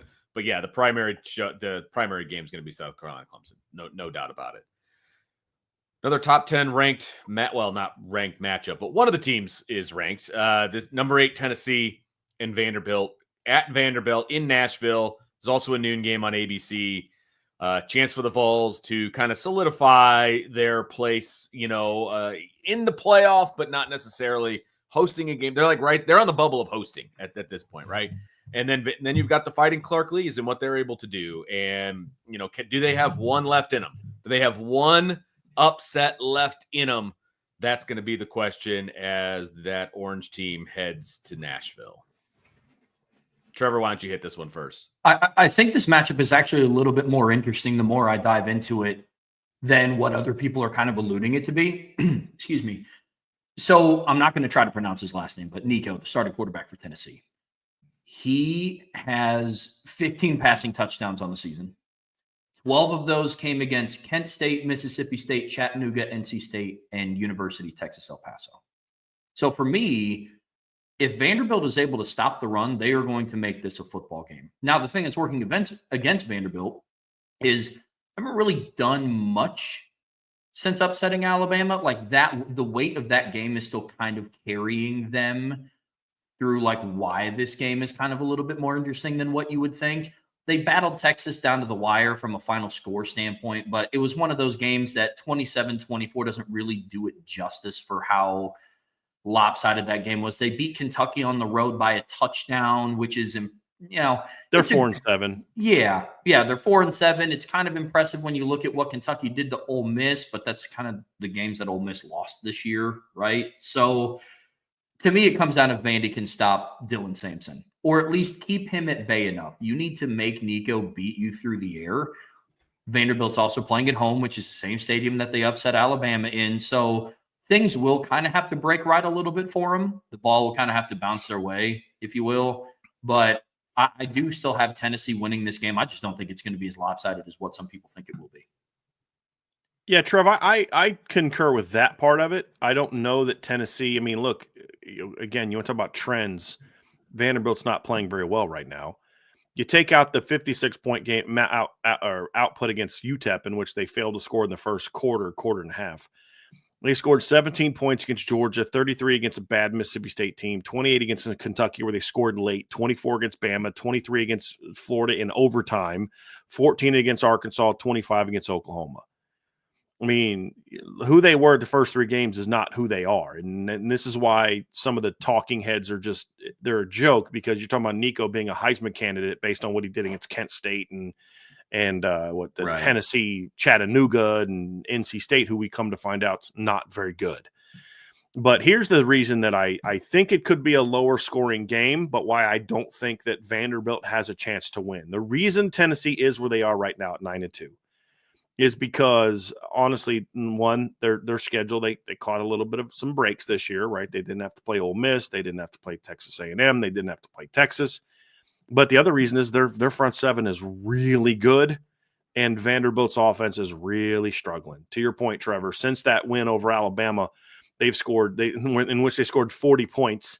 They've scored 20 against Kentucky, 24 against Ball State, 24 against Texas, and scored last to get it there, to your point.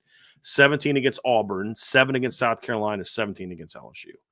Their offense is not that good.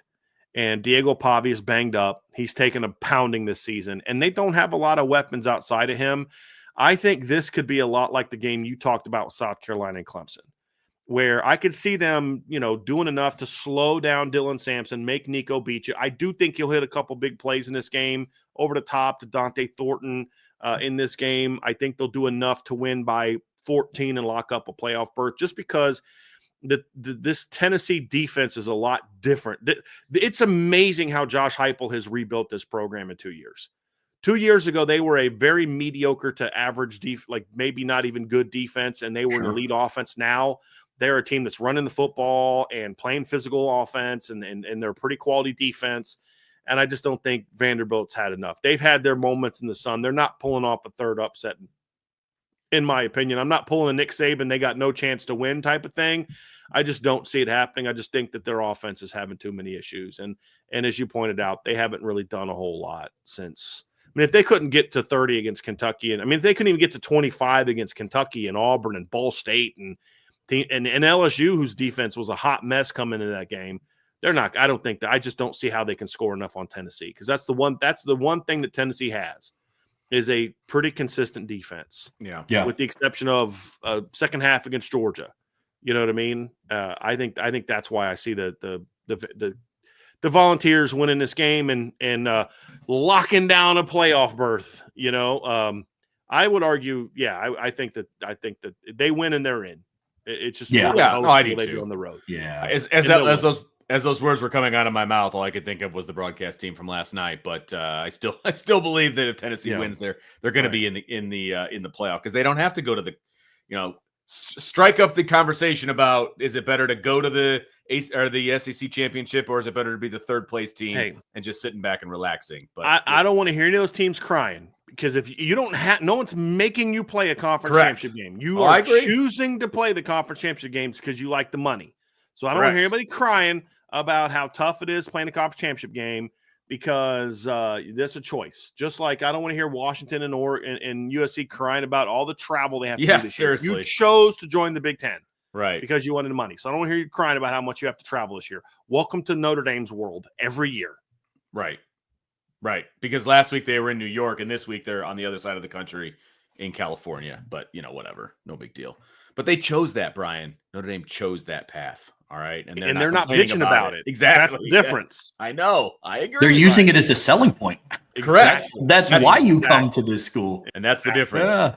That's the difference. They turned New York into a home game. And for some reason, USC can't do that. They also turn that trip out into Palo Alto every other year into a home game as well, for being honest about it. But I mean, yeah. Wow, why you gotta bring Stanford in? I'm just saying, man. Come on. They lost to San Jose State this week. Jeez. It's terrible. They just named Andrew Luck GM of the Stanford football team, by the way. Did they really? So there's that. Yeah, I saw Does that. he have any eligibility left? Because their quarterback play is a bitch. They could use it. I bet you. You make him play left-handed, it'll still be better than Ashton Davis. Oh man! All right. Well, since you guys pretty much broke it down very, very well, I've got Tennessee winning this game as well, and I don't know that it's going to be all that close, but Doesn't mean I won't be rooting for Vanderbilt in this game. Yeah, just because you love Clark Lee. Yeah, exactly. Great story, exactly. But I like what Josh Heupel's doing at Tennessee as well. I do. Right. I do.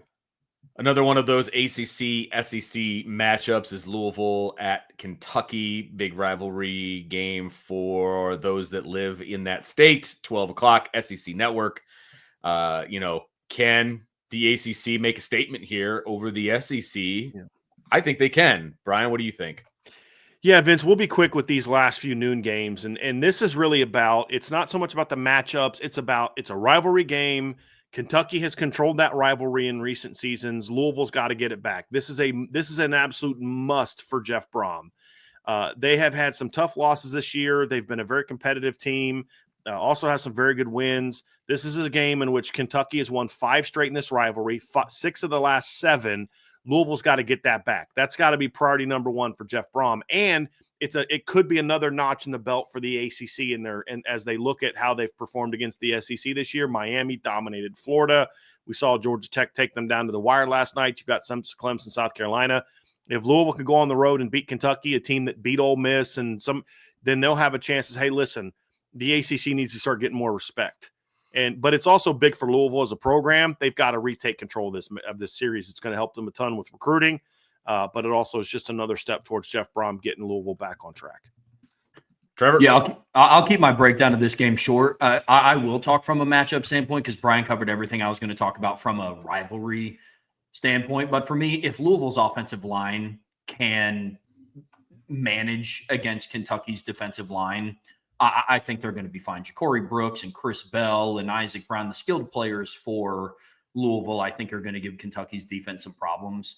I think this will be more on the lower end of scores that Louisville has had this season because they do have a really high-powered offense, and I do like Kentucky's defense. But if you don't let Kentucky's defensive line go be game wreckers like they can be, like they were against Ole Miss and things like that, I think Louisville kind of starts to swing the momentum of the rivalry back to their side. All right, let's swing through the rest of these noon games, guys, a little bit quicker. But we'll touch on them. We'll make a pick basically. So number 23, Illinois at Northwestern. Who's your pick, Trev? Illinois. Big game for Penn State's resume is what this is. Big game for the Big Ten overall. Illinois dominates this one. I know it's a rivalry game, but Northwestern's really bad at football right now. Yes, they are. But they got a really cool stadium coming. But I still pick Illinois. So it actually is pretty sweet. It is awesome. Yeah. It's sick. Awesome. All right, UTSA at Army. This is a big one for Army, guys. I mean, look, they win this game. They're 10-1. They might jump back into the top 25 in advance of their matchup against Tulane, and they could finish 11-1. I mean, it's Tulane Army next week. Army needs to have some momentum going in that game. They need to bounce back from their beatdown to Notre Dame. If they bounce back and win big today, I feel good about them going out and winning the AAC. If they struggle again today, kind of like Navy did coming out of the Notre Dame game, then it's going to be Tulane that gets the job done. Yeah, I think Army has a bounce back game. I do. It will come down to you'd call it the resiliency of Bryson Daly because he was taking some shots. Yeah. He was taking some shots. But if he's able to play today and he's not banged up and he's a tough kid that I believe that he is, I think Army wins today. He was the Haynes King without the success, unfortunately, this past weekend. So, I like the Black Knights in this one. I think he's had enough ice baths to get himself ready for this one, and I think Army goes out and dominates. I like Army. Duke at Wake Forest, big ACC matchup here. Guys, this one is really just about what a great storyline it would be for Duke to get that 9th win. I think they do get that 9th win. If Rhett Lashley's not the coach of the year in the ACC with what he's done at SMU, then Manny Diaz is. I did not like the hire. I've never been high on Manny Diaz as a head coach. He's done a really good job with that team this year. They have a very mediocre offense, but they're really scrappy on defense. They come to play. They don't make a lot of mistakes. They lost to Miami, but they had a lead into the late in the fourth quarter. Like what Manny Diaz is doing there. They're going to keep that rolling. They're going to win today and go 9-3. That's nuts. Guys, heck of a job by Manny Diaz. That's the quietest 9-3, I think, in the country. It's because they don't talk about the ACC. Right. It's a joke. It's like ESPN sandbagging the ACC so they can get out of the contract in a year from now is what I think is going on. But that's a whole different show. But just a great year. Manny Diaz has done a phenomenal job there, and they get another one today. And then we got to start talking about is it time for Dave Clawson to consider maybe stepping aside with how Wake has been the last couple of years? It's going to put a lot of pressure on him next year to try to figure out a way to turn this thing around. Trevor? Yeah, I'm with that. I think Duke wins today as well. I think they lock up their 9th win, which is awesome considering they lost Riley Leonard and RJ Oben, who was a big factor in their defense last year. They lost Mike Elko. Duke finds a way to win ugly, but it's because they play clean football. I think this is going to be another one of those like ugly games. Like it's going to be one of those, random 24-19 type wins. But yeah, I have Duke today as well. I'm not sure it's going to be all that ugly. I've got Duke, I think, is going to walk away with this one pretty handily. So I'll take Duke. A couple Big 12 games to wrap up the 12 noon window. The Fighting Jayhawks, the Fighting Sean Stiers group at Baylor. Can the Jayhawks pull off another one? I got to tell you, man, Dave Aranda has pretty much – I believe he's done enough to save his job this year. He came into the season on the hot seat. Baylor really struggled last year. They're 7-4 right now, and they're a Hail Mary from Colorado away from being 8-3 right now, guys. And then Kansas is the hottest team right now in the Big 12, with all due respect to Arizona State, right? They are playing great football. Can that continue? It needs to, Vince, because as hot as Kansas has been, they still need this game to make it to a bowl game. I think Kansas gets it done. I think they win another one. I think Baylor finishes 7-5. I think both of those teams go bowling. That's my pick for this one. Trev? I'm in the same boat. I think with Kansas having a bowl game on the line will kind of help propel them to a win over Baylor, who is, again, one of those teams that similar to Duke, like they're having a relatively good season for what the expectations were, in my opinion. Like you said, they're a Hail Mary away from 8-3. So I've been on the Kansas bandwagon. Anybody that's watched the show has known that I've been calling Kansas to win the big games and to really upset what was going on in the Big 12. I'm finally off the Kansas bandwagon. I don't think this game's big enough for them. I don't think they're going to be able to do it. I've got the Bears in this game. Let's jump to the 3:30 window. Lots of good games in here. We're going to go a little bit quicker, guys, because we still got to talk about Notre Dame. But the biggest game here, we don't have any ranked on ranked matchups, okay? We should, but we don't. We should. Syracuse at 8-3 with a win over a road win over UNLV should be in there. They should be in over Missouri, with all due respect. Oh, fair enough. Yeah, fair enough. But we're gonna start with the frauds from the East Coast. Penn State going to Maryland. Who you guys got? Penn State's going to dominate this game. Look, they will. Like, I'm not even going to get into too much of the matchups. Maryland's just not very good, and Mike Locksley has just not been able to turn the corner with that program. And the only question is, does Penn State roll? That's the only question. And I think they do. I actually think Penn State wins convincingly today. I think Maryland is a reeling football team, and this is the closest thing to a rivalry that Penn State has as football, which is the craziest thing in the world to me, guys, that a program that I consider if they're not a blue blood, I think they are, then they're the next group in of being a blue bloods, and they don't have a natural rivalry, which is odd. And that's the difference between what Notre Dame did to build themselves, which is to go coast to coast and play other top teams and build the rivalry with Michigan, build the rivalry with USC, while Penn State's in the East Coast and played Temple and Syracuse and teams like that. So Joe Paterno could build up his resume, beating a lot of nobodies, and then have the occasional 1 or 2 tough games a year. I make my feelings known there. But I think Penn State is way too much for Maryland. I think Penn State offense has been inconsistent, but their defense is pretty good. And I think they're going to lock Maryland down on offense. That's how I see this game playing out. Yeah, I see Penn State winning big too. I think that they have an opportunity to cover the spread today. It's at -24 for Penn State, as much as it kind of pains me to say. But another thing that they also have kind of on their plate is they also have to show out to give themselves a good enough chance that Notre Dame doesn't pass them up this Tuesday. They have to do a good enough job to try to widen that gap as much as possible before Tuesday. But I'm with you. Penn State doesn't have a rival because any of the teams that they had the potential to have a rivalry with just beat them every year. So it's hard for them to consider that a rivalry. And they stopped playing them. They were on the verge of creating a rivalry with Notre Dame, and they were just like, nah, we're good. Yeah. We're going to go back to playing East Carolina. Well, I heard that Penn State could beat Notre Dame because they almost beat Ohio State. So sure. It sounds legit. Obviously, I'm going with Penn State here. I just don't think Maryland has the dogs in the fight to win this one. I would love it if they got inside the inside the spread. I think that would make a lot of Penn State fans upset, but I don't think they're going to be able to win outright. So I've got Penn State in that one. Number 6, Miami, traveling to Syracuse. I think, the Hurricanes are on upset alert here in this one. This is not going to be an easy game, in my opinion. What do you guys think? Go, Trev. Yeah, I mean, look, I think this is another game that I think needs to be highlighted a little bit more. It's not because Syracuse is not ranked for whatever reason, but Syracuse has the number 1 passing offense in the country. Some of that is because they can't run the football to save their life.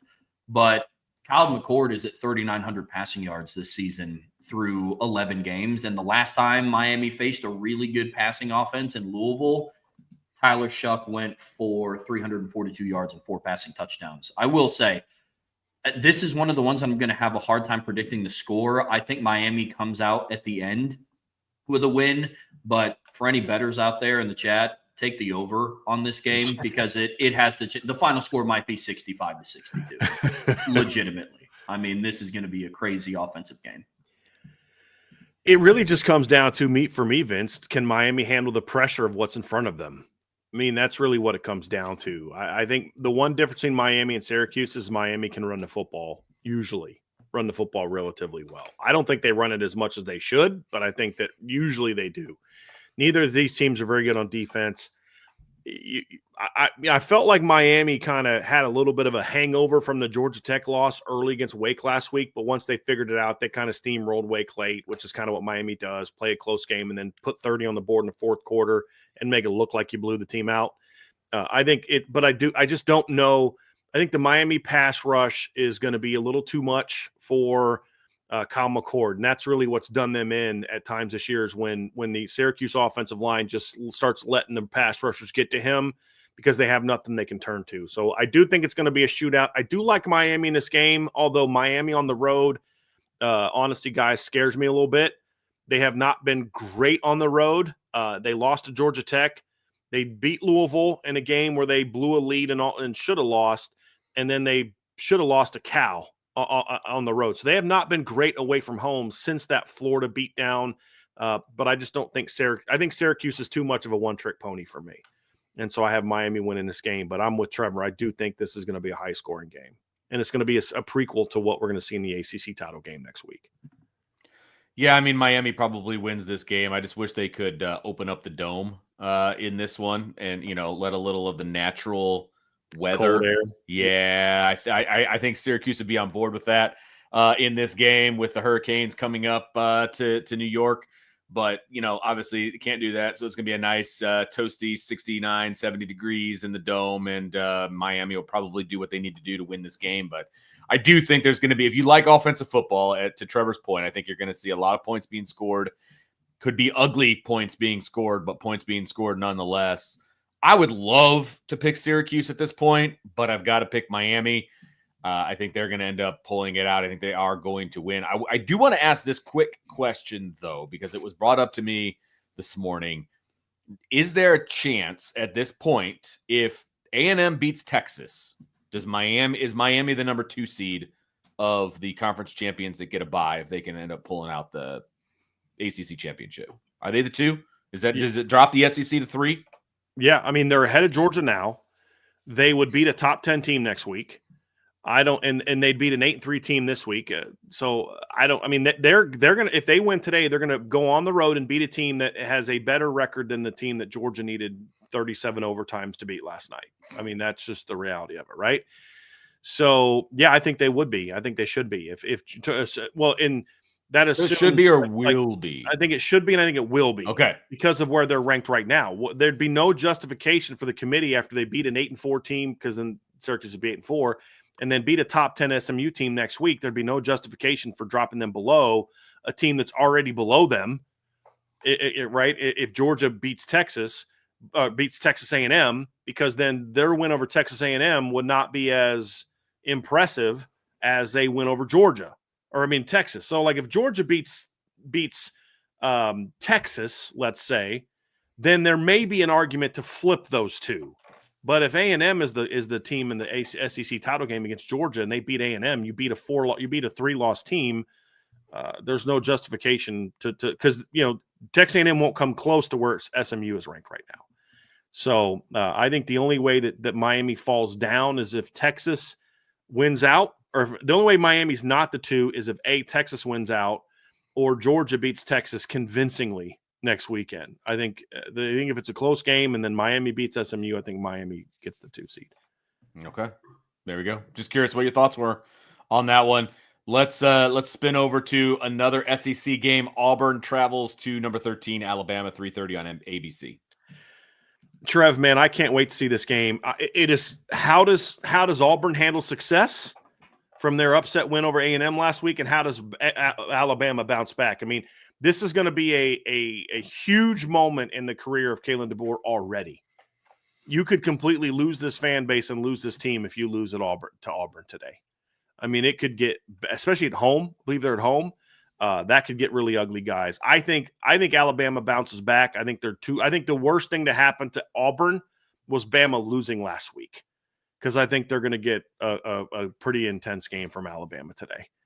And I'll give Alabama a lot of credit, guys. When they have lost this year, they have bounced back the next week. Obviously, they got wins. They lost to Vanderbilt, bounced back the next week and beat a good South Carolina team. Lost to Tennessee, bounced back the next week and smashed Missouri.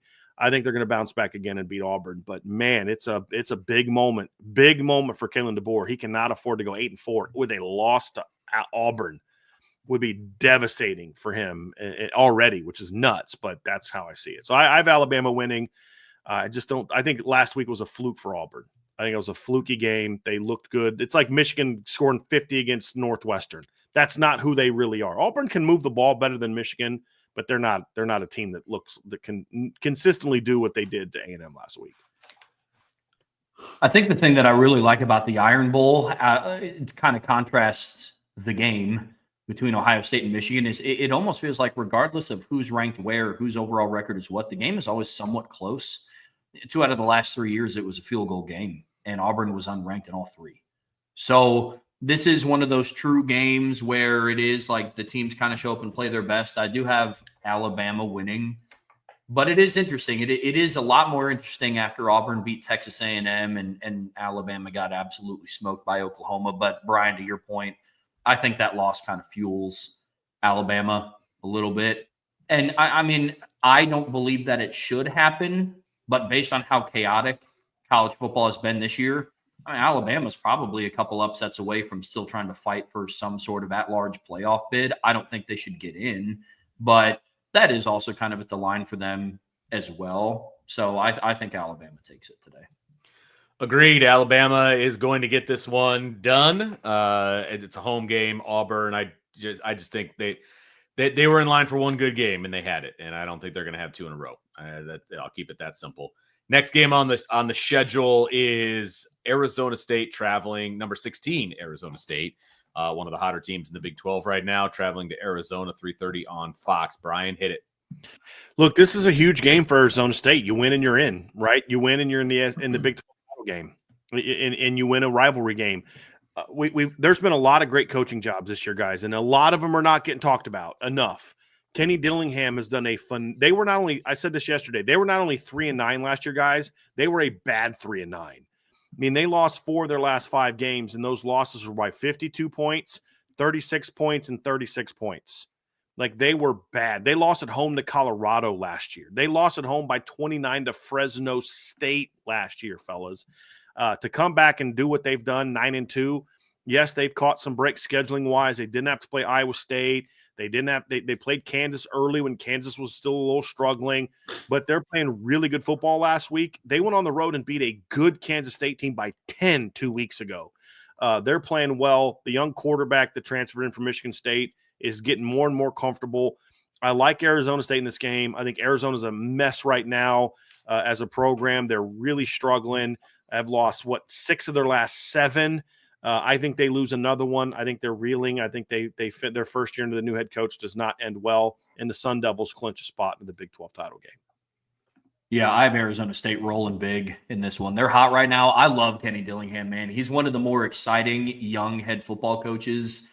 I think Arizona handles Arizona and gets their bid in the Big 12. This needs to be mentioned. Kenny Dillingham got a $200,000 bonus for his wins, and he took that extra money and he gave it to his off-field staff members, broke it up between all of them and gave them all that money. That's awesome. That's a lot. That should be talked about. If Kirby Smart would have done that, they'd be doing nothing but talking about it. But he's too busy not graduating his players and bailing people out of jail to do stuff like that. So pushing other players. Yes, exactly. So, but that's a huge. I shouldn't have gone there because I don't want to turn a negative, something positive and negative. That's a great gesture by Kenny Dillingham, and it just kind of goes to show like that's a guy that's trying to build a culture at Arizona State. Yep. And it speaks to one of the things that leads to why this team plays for him the way they do. They're not a super talented team, guys. They're not. They play hard and they're well coached.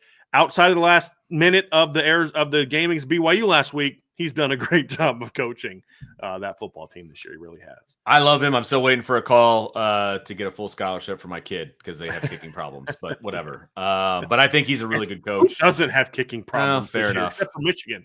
That's the funny thing is Michigan has the most money kicker in all of football, but he wasn't on the Lou Groza award list, which just goes to show college football individual awards have become the biggest joke in sports. They're absolutely embarrassing.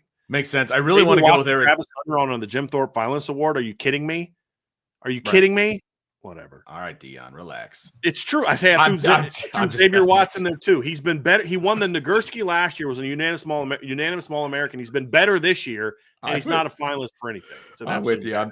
I'm just messing with you. I would love to pick Arizona here because they were everybody's darling going into the season, and they have absolutely stunk the joint up. But Arizona State's the pick, and it's not really all that close. So let's quickly spin around, guys. I'm just going to name a game. You tell me who's going to win. Cal at SMU.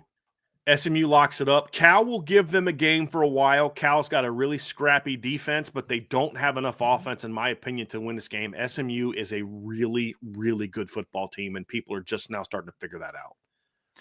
Yeah, SMU pulls away in the second half. I have them locking up their spot in the ACC championship game. Yep, absolutely. SMU as well. Rutgers at Michigan State. This is a big one for the Spartans, guys. They need to win this game to get into a bowl game. They're 5-6. They had a ugly win over Purdue last week to end their losing streak. They need this game over Rutgers. I actually like Michigan State in this game. I have them qualifying for a bowl game. Their young quarterback took his lumps this year, but he's going to be better for it. Yep. Rutgers has just been a weird team at home. Rutgers is dangerous. On the road, Rutgers isn't very good. I'm going with the Spartans. I'm taking Michigan State as well. For me, whenever there's a bowl line or a bowl game on the line, that team typically shows out a little bit more. And albeit it's not going to be a crazy bowl, right? But that means something to players, especially when you've had a tough season like Michigan State has had. So I have them beating Rutgers today at home. Go green. I'm ready. I'm on board with what Michigan State is now, but more so what they are going to be. Yes. I like their coaching staff. I like their young quarterback. He makes a lot of mistakes right now. He's 18. They're young mistakes. They're silly. I haven't been in the moment mistakes. I think he gets those cleaned up moving forward. But in this game in particular, I just don't think Rutgers can hang with the trip and the everything.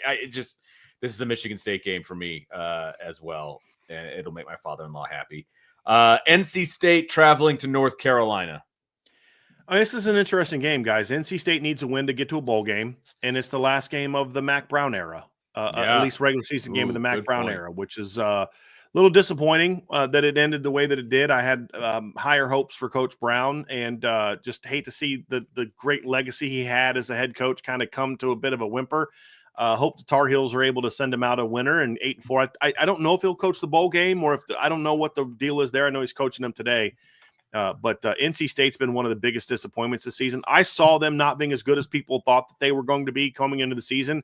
I didn't see them potentially being 5-7 and not making a bowl game. Really bad job by Dave Dorn this year. But they'll be not expected to do much next year, and he'll have them at 9 wins because that's what Dave Dorn does. When you expect things from them, they're terrible. And when there's no expectations for his team, they end up doing really well. I've North Carolina winning this one, kind of paying a little homage to Mac Brown. I personally don't like at the time that they announced that they were letting Mac Brown go.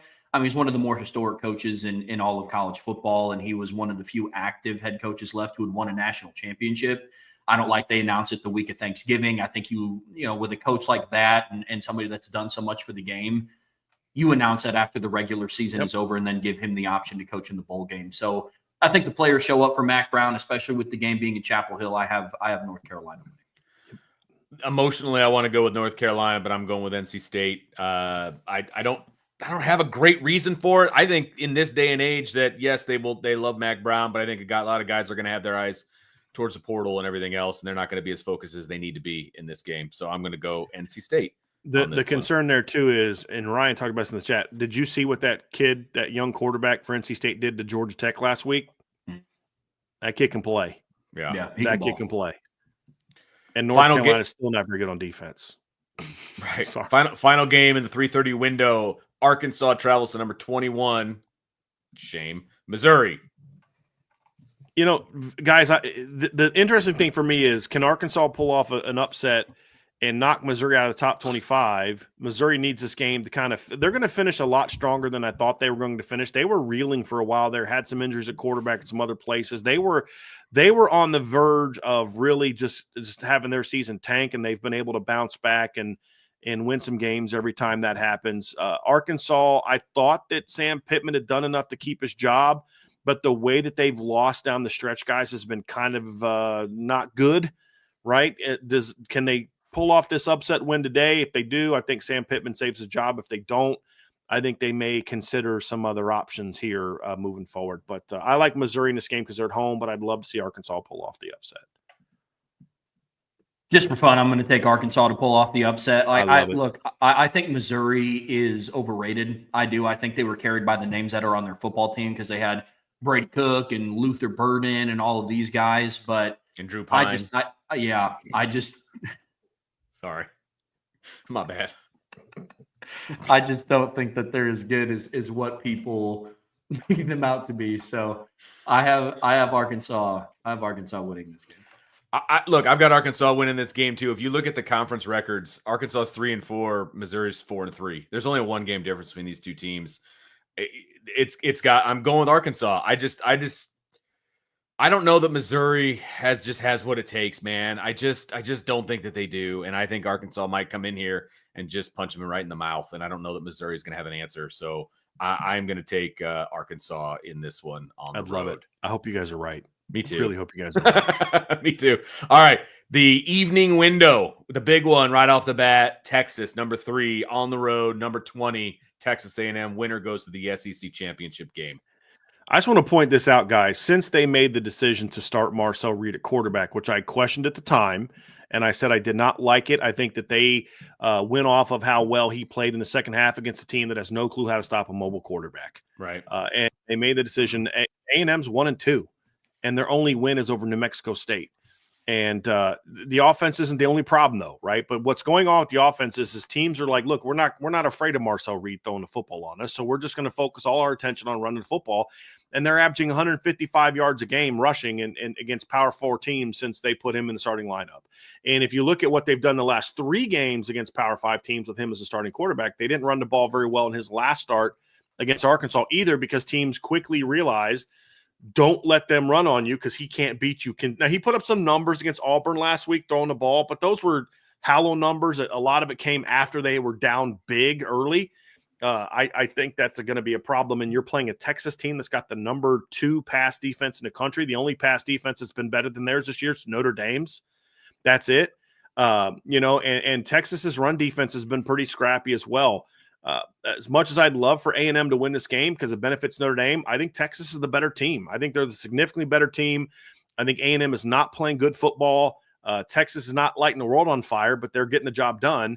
And so there's nothing about this matchup that makes me think A&M could win, which is what makes me concerned that A&M is going to win, because that's kind of how rivalry games go.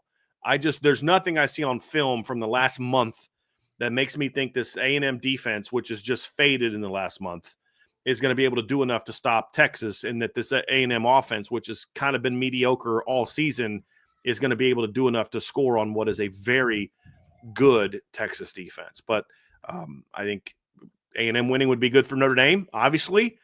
But, guys, I just don't think they have enough on offense to win this game against a really good Texas defense. Similar to how you talked about the Clemson-South Carolina game is how I kind of view this Texas A&M game. because it's not matchup based, because like what Texas is putting on film is significantly better than what Texas A&M is putting on film. But I think the thing that holds to their advantage is it's at night. It's at Kyle Field, which is a rowdy environment. Texas A&M has. I've heard it's impossible to win there. For SEC teams, it is. Yeah, the independent teams can get her done, but those SEC teams, it's a tough place to play. Yeah, no, it takes a special kind of team to go into Kyle Field at nighttime and win there. It also takes a special kind of team to not take 8 overtimes to beat Georgia Tech. But there are a lot of things that are like outside of the matchup that are kind of working for Texas A&M. I think this is a game where Mike Elko can get his team up for. So, Texas A&M has had 2 upsets at home over top 10 teams at the time. So I'm going to go with Texas A&M because for them, this is all the chance in the world to clinch their spot in the SEC championship game. It's their chance to bounce back from what all has happened to them over the last couple of weeks. So I'm gonna take the Aggies in this one. One interesting thing about this, to kind of what Trevor's saying, Vince, is Texas has not really played anybody in a while.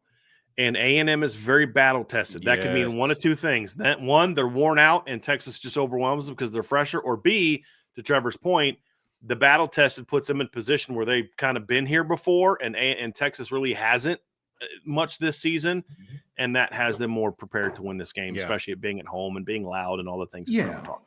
I mean, go ahead. The last thing that I'm going to say, too, is, in my opinion, especially in college football, the most dangerous team is a team with nothing to lose. And I understand there's a bid in the SEC championship for Texas A&M on the line here, but nobody was expecting them to make the SEC championship game. People were expecting Texas to win the SEC, right? So sometimes, to me, the most dangerous thing in college football is a team with nothing to lose. If Texas A&M loses this game, well, they lost to the number 3 team in the country and a team that's probably going to go on to get a bye in the playoff, right? But if Texas A&M finds a way to win, I mean, those are the games that you have to look out for. So I think it's going to be fun tonight. Yeah, I think that this is going to be tough sledding for Texas to go on the road against Texas A&M, and the teams that Texas has played thus far don't really hold a candle to the teams that Texas A&M has played, and that's really what it comes down to for me. The only question mark I have is, can Texas A&M sustain offensively? Can they score when they need to? Because, last night, Georgia Tech had all kinds of opportunities to score, and they didn't. Yeah. Right? Is the same thing going to happen to Texas A&M? Are they going to get in the red zone? Are they going to get, on Texas' side of the football field and not come away with points? Yep. That's the only thing that worries me in this game. I think they're going to move the football. I think they're going to be right there. It's, can they score in the big moments? That's going to be the big question. I think they do just enough. I think I predicted an A&M 1-point win. I think it's going to be that kind of a game. I think you were the only person on the IB staff that picked A&M to win this game, Vince. You're the only one that had the guts to do it. I just feel like, hey, man, is right. What you had, right? Yeah, 1-point game. I think there's going to be some points scored. I just want to see A&M score when they need to. If they can do that, then I think they win this game. I do, because I don't think Texas has been in this environment yet. They just haven't. So let's see what happens. Well, here's one other thing too, Vince, is if it's a low scoring game, Texas wins, because that means that A&M can't move the ball and Texas will be able to make enough plays.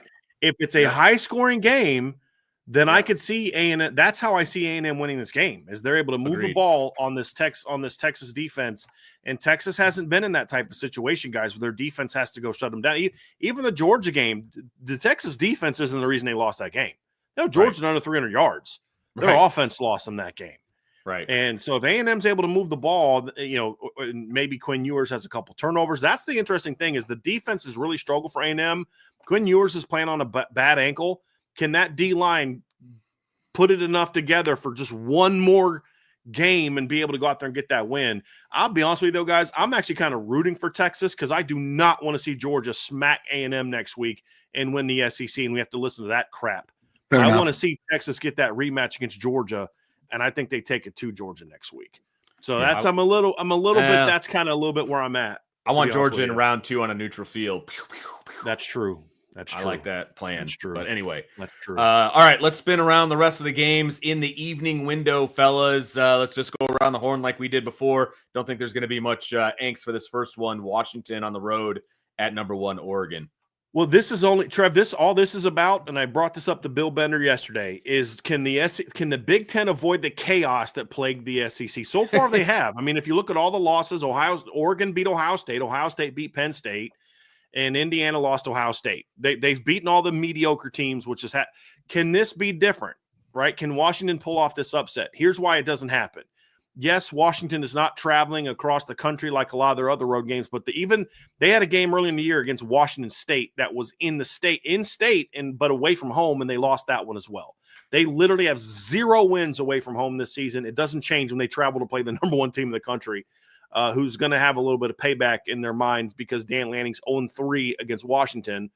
And as Bill Bender pointed out yesterday, very different Washington team than the ones that beat him the first 2 years, but I don't think that changes. I think that's the motivation he uses. Guys, we have a chance to control our own destiny. We just got to beat this team that beat us twice last year. That's the motivation, and I think Oregon stomps Washington. Yeah, Washington's not good. I'm sorry. I've had my hopes on Washington for a few different weeks, and they've let me down every time. It's Oregon. Yeah, I have Oregon winning big in this one. I will say, out of all of the Big Ten games of like their top-ranked teams, this one is the most feasible where I can see it being closer than what it is, because you have IU playing Purdue. No. You have Penn State playing Maryland. Unfortunately, no.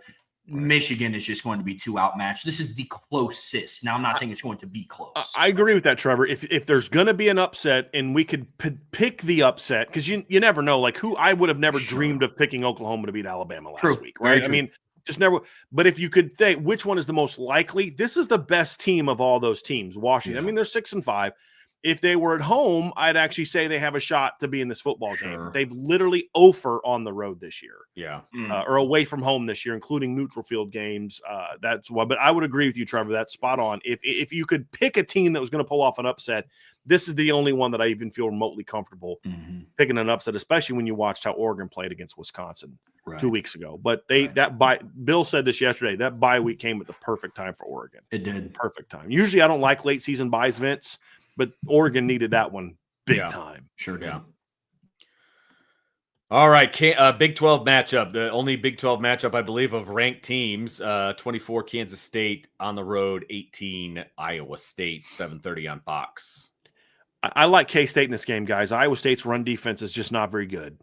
And the three-headed monster of Avery Johnson at quarterback and DJ Giddens and I'm completely drawing a blank on the little Dylan Edwards is a really good group. Iowa State has kind of snuck by the skin of their teeth. Like Kansas State's motivated. I like K-State in this football game. I do think Iowa State's a good team at home, but they proved a couple weeks ago against Texas Tech that they're not unbeatable at home by any stretch. I like the Wildcats in this game. I think Iowa State gets knocked out of the Big 12 title game, and we'll talk about who I think replaces them here in about 2 minutes. But I think Iowa State gets knocked out today. I'm with you. I think Kansas State wins today.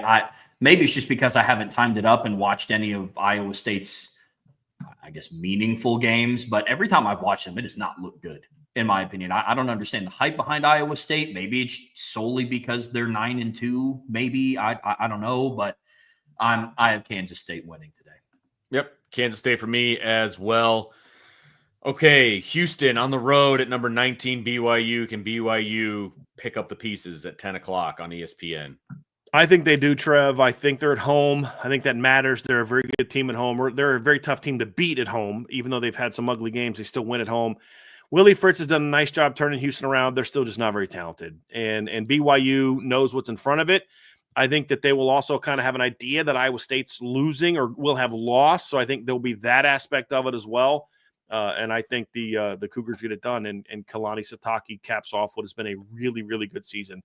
He's done a great job with that team. Kenny Dillingham did. There's been four coaches that did really good jobs getting their teams turned around this year. We already talked about Kenny Dillingham. We already talked about Coach Sanders at Colorado. I think Matt Campbell deserves a lot of credit for getting Iowa State back on track, even if they lose today to K-State. That's 9-3. That's a good season.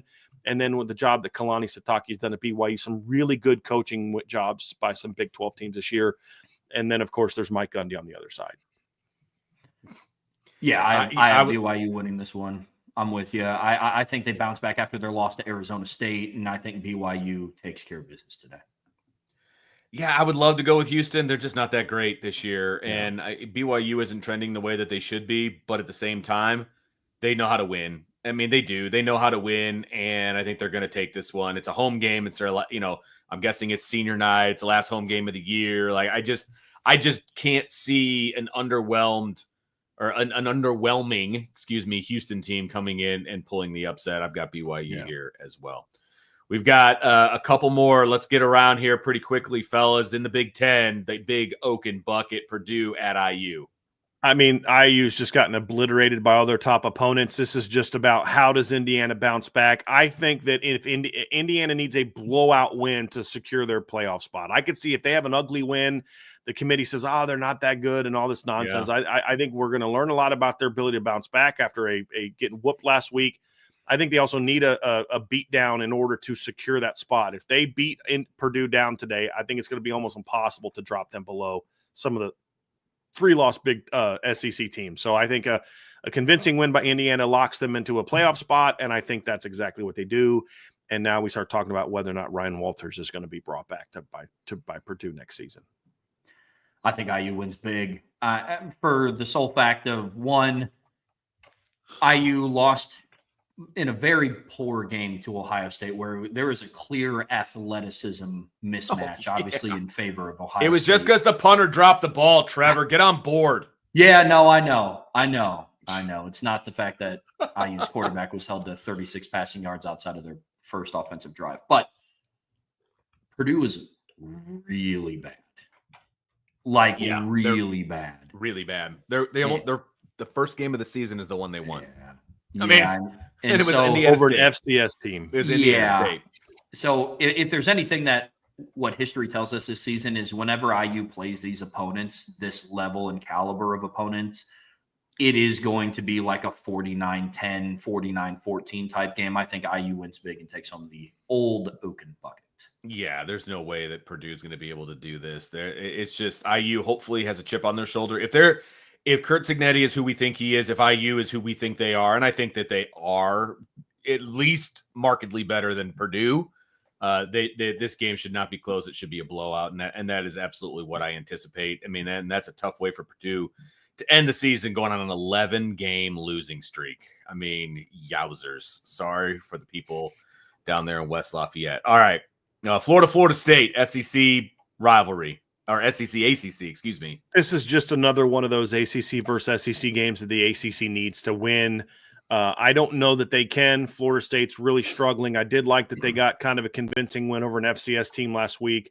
Would love to see the Seminoles get it done. I don't know if they can, guys, but I think this would be another opportunity for the ACC to make a statement to say, hey, look, Florida gives all your top teams a game, and they played our best team and our worst team, and they both beat them.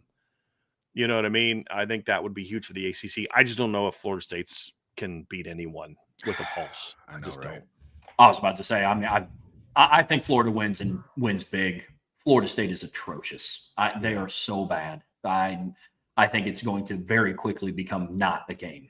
Very quickly. Hope you're wrong, but I feel you're right. I know. I hope you're wrong too, but you know what? I like Florida better than Florida State in general. And so I'm going to pick Florida here. I just think Florida State is they just need this season to be over with so that they can regroup and start figuring some stuff out. Like that's where I'm at with them. So, yeah. Okay. Oklahoma, LSU. Can Oklahoma find whatever they found last week and continue it down in Death Valley at night? No, they can't. Dang it. Last week was a fluke.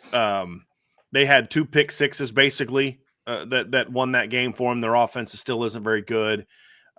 Their defense played well. I think it'll look similar to the Vanderbilt game last week, but I just have a hard time seeing Brian Kelly losing a home game at night to a team that's not very good. Say whatever you want about Brian Kelly in big games, but even at LSU, for all his struggles, he beats the teams that he's supposed to beat this. And this isn't a big game. This is it's not Alabama. It's not Ole Miss. It's not at USC. Right. It's not a big game. This is a game that they're supposed to win. These are the games Brian Kelly thrives in. I think the Tigers get it done, finish a 8-4, which is about where I thought they'd be. Disappointing for their standard, but about where I thought they would be this season because there was too many big games on old Coach Kelly's slate for them to win more than that. So I got the Tigers winning and going 8-4, and Brent Venables losing all the momentum they had from last week. You know what? I'm on the complete other side because I'm sick and tired of every single LSU home game being a night game somehow. Every single one. I just say it, Trev. You got it. Go for it. Every football instinct in me says LSU wins this game, but I think Brent Venables and the Oklahoma Sooners are rolling. They're going to carry that momentum of beating Alabama. And Jackson Arnold is a kind of a mobile quarterback, and we don't know that LSU has still figured out how to defend a mobile quarterback. That's the one football argument you could make, Trey. Like, in all seriousness, that's the one football argument you could make, is they still don't know how to defend a mobile quarterback. I agree. Tonight, I'm Boomer Sooner. I think Brian Kelly turns purple at some point tonight. I have Oklahoma winning. Well, that might happen even if they win. Fair enough. Fair enough. Yeah, I'm going to take LSU on this one. I just don't. I have less faith in Brent Venables than I do in Brian Kelly, which is really saying a lot. FYI. So, final game we're going to hit in the evening window: Virginia at Virginia Tech. This is a fascinating rivalry game, guys. Virginia has not beaten Virginia Tech in a very long time. Both of these teams come into this game 5-6, which means the winner goes bowling and the loser goes home. Virginia won in 2019. Their last win before that was 2003. Virginia Tech blew them out last year. Tony Elliott is yet to beat the Hokies. Can they get it done this year? I don't think so, but I'd love to see it happen. It's in Blacksburg. I think the Hokies get the job done, although they're struggling. But this is going to be an ugly, competitive game, in my opinion. But this is a big win. Tony Elliott needs this win to really go into this offseason with some momentum. He's done a nice job this season with this team, but he needs a win like this to finish it strong. I don't think they're going to get it, but they need it big time. I'm with that. I think home field advantage is going to play a huge factor in this game in favor of Virginia Tech. So I'm with you. I have the Hokies. I'm taking Virginia, baby. Let's go. The Fighting Chris Tyrese get it done on the road. Last game of the season. Here we go, baby. And it only helps Notre Dame's strength of schedule. Hey, we're going to wrap this up here, guys. But before we do, Vince, Trevor and I broke down the Notre Dame USC game yesterday. We gave our keys. We gave our predictions. Vince, I want to hear from you. Yep. Your prediction for today's Notre Dame USC game. Obviously a huge game for Notre Dame. Win and you're in. Win and you are hosting. Dominate and you could maybe go up the rankings. And, of course, another chance to beat the Trojans. How do you see this game playing out, Vince? What's your prediction for this game? Look, this is my favorite game of the year, and it's not close. I love the USC Notre Dame game. I hope it never goes away. When I heard the USC coach, I get it wrong every time. Lincoln Riley, when I hear him talk about the fact that they don't want to play Notre Dame anymore because of strength of schedule and all this other BS, it makes my heart hurt. I love this game. This is the one rivalry that Notre Dame has that I absolutely respect and that I look forward to every single year. And this year is no different. I'm not going to use all the cliches about throwing records out the window and blah, blah, blah, blah, blah in a rivalry game. I'm not going there. I am looking at the football aspect of things. I am looking at the way Notre Dame has played for the last 10 weeks or 9 weeks going into their 10th week. I just feel like Notre Dame is on a mission. Notre Dame is focused. You know, we had a lot of concerns after week 2 for Notre Dame. We had a lot of concerns, and it was across the board. You know, Marcus Freeman on down. We had a lot of concerns about this team. Is there leadership from a player standpoint? Is there leadership from Marcus Freeman's standpoint? Is he not getting this team prepared the way he should week in and week out? Look, all those questions have been answered for me leading up to this November 30th matchup with USC. I don't really care that USC's record and all that doesn't matter to me. They've got guys over there. They're going to come out and play. I've had my reservations about the fact that, you know, it's a transfer portal team. Are they really going to be into this rivalry? You know, all of these different things. They've got some guys that have opted out. Okay, I get it. But it's still Notre Dame USC. It's still one of the best rivalries in college football. And you know, the Coliseum's a bit of house of horrors at times for Notre Dame, and you got to take that into account, okay? And I don't think this is going to be a cakewalk, but I still think Notre Dame is going to handle this game. This is going to be a bit of a victory lap for Notre Dame with what they're able to do and the final statement that they get to make to the College Football Playoff Committee They're finally going to flip-flop with Penn State. They're going to do whatever they need to do, even with that horrible loss back on September 7th. Horrible loss. Inexcusable.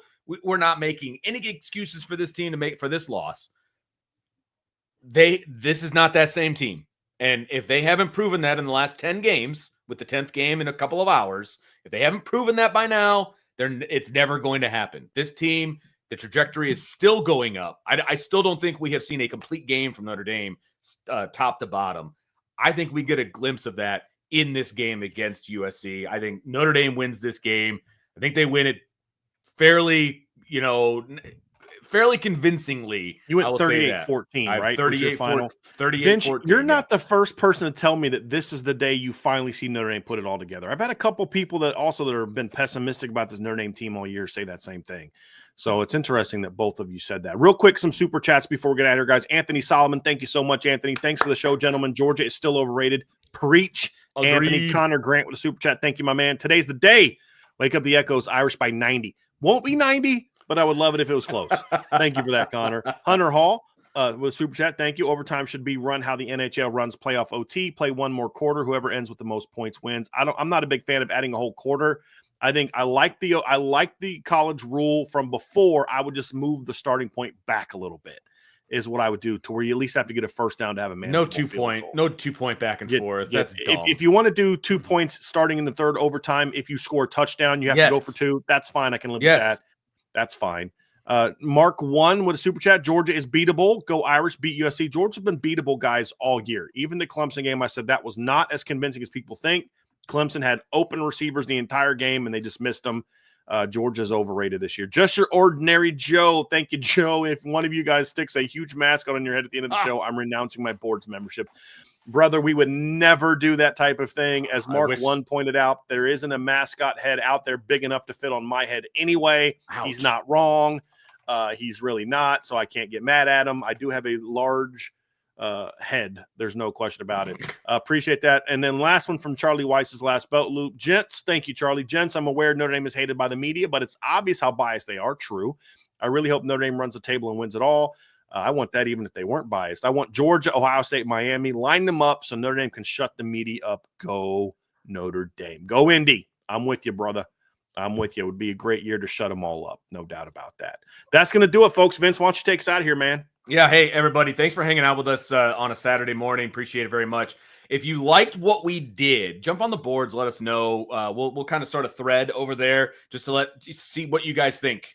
This is just go ahead. Based on early feedback, we're going to do this again for championship week next week. Okay. Well, there it is. So now, whether or not it continues into next year, we'll see. But we're definitely going to do this next Saturday. Okay. Well, there you have it. So this is just something fun, and we will learn how to tighten it up. Talk a little bit more Notre Dame, obviously, in the show as well. But there's some noon games we all want to watch. So we're going to get out of here. We're going to let you guys watch some football. Thanks for hanging out with us, guys. Really appreciate you. So for Trevor, for Bryan, I'm Vince. We will talk to you next time on the Irish Breakdown Podcast. Enjoy your Saturday, folks. And hey, we got a post-game show coming your way too after the game, so make sure you stick around.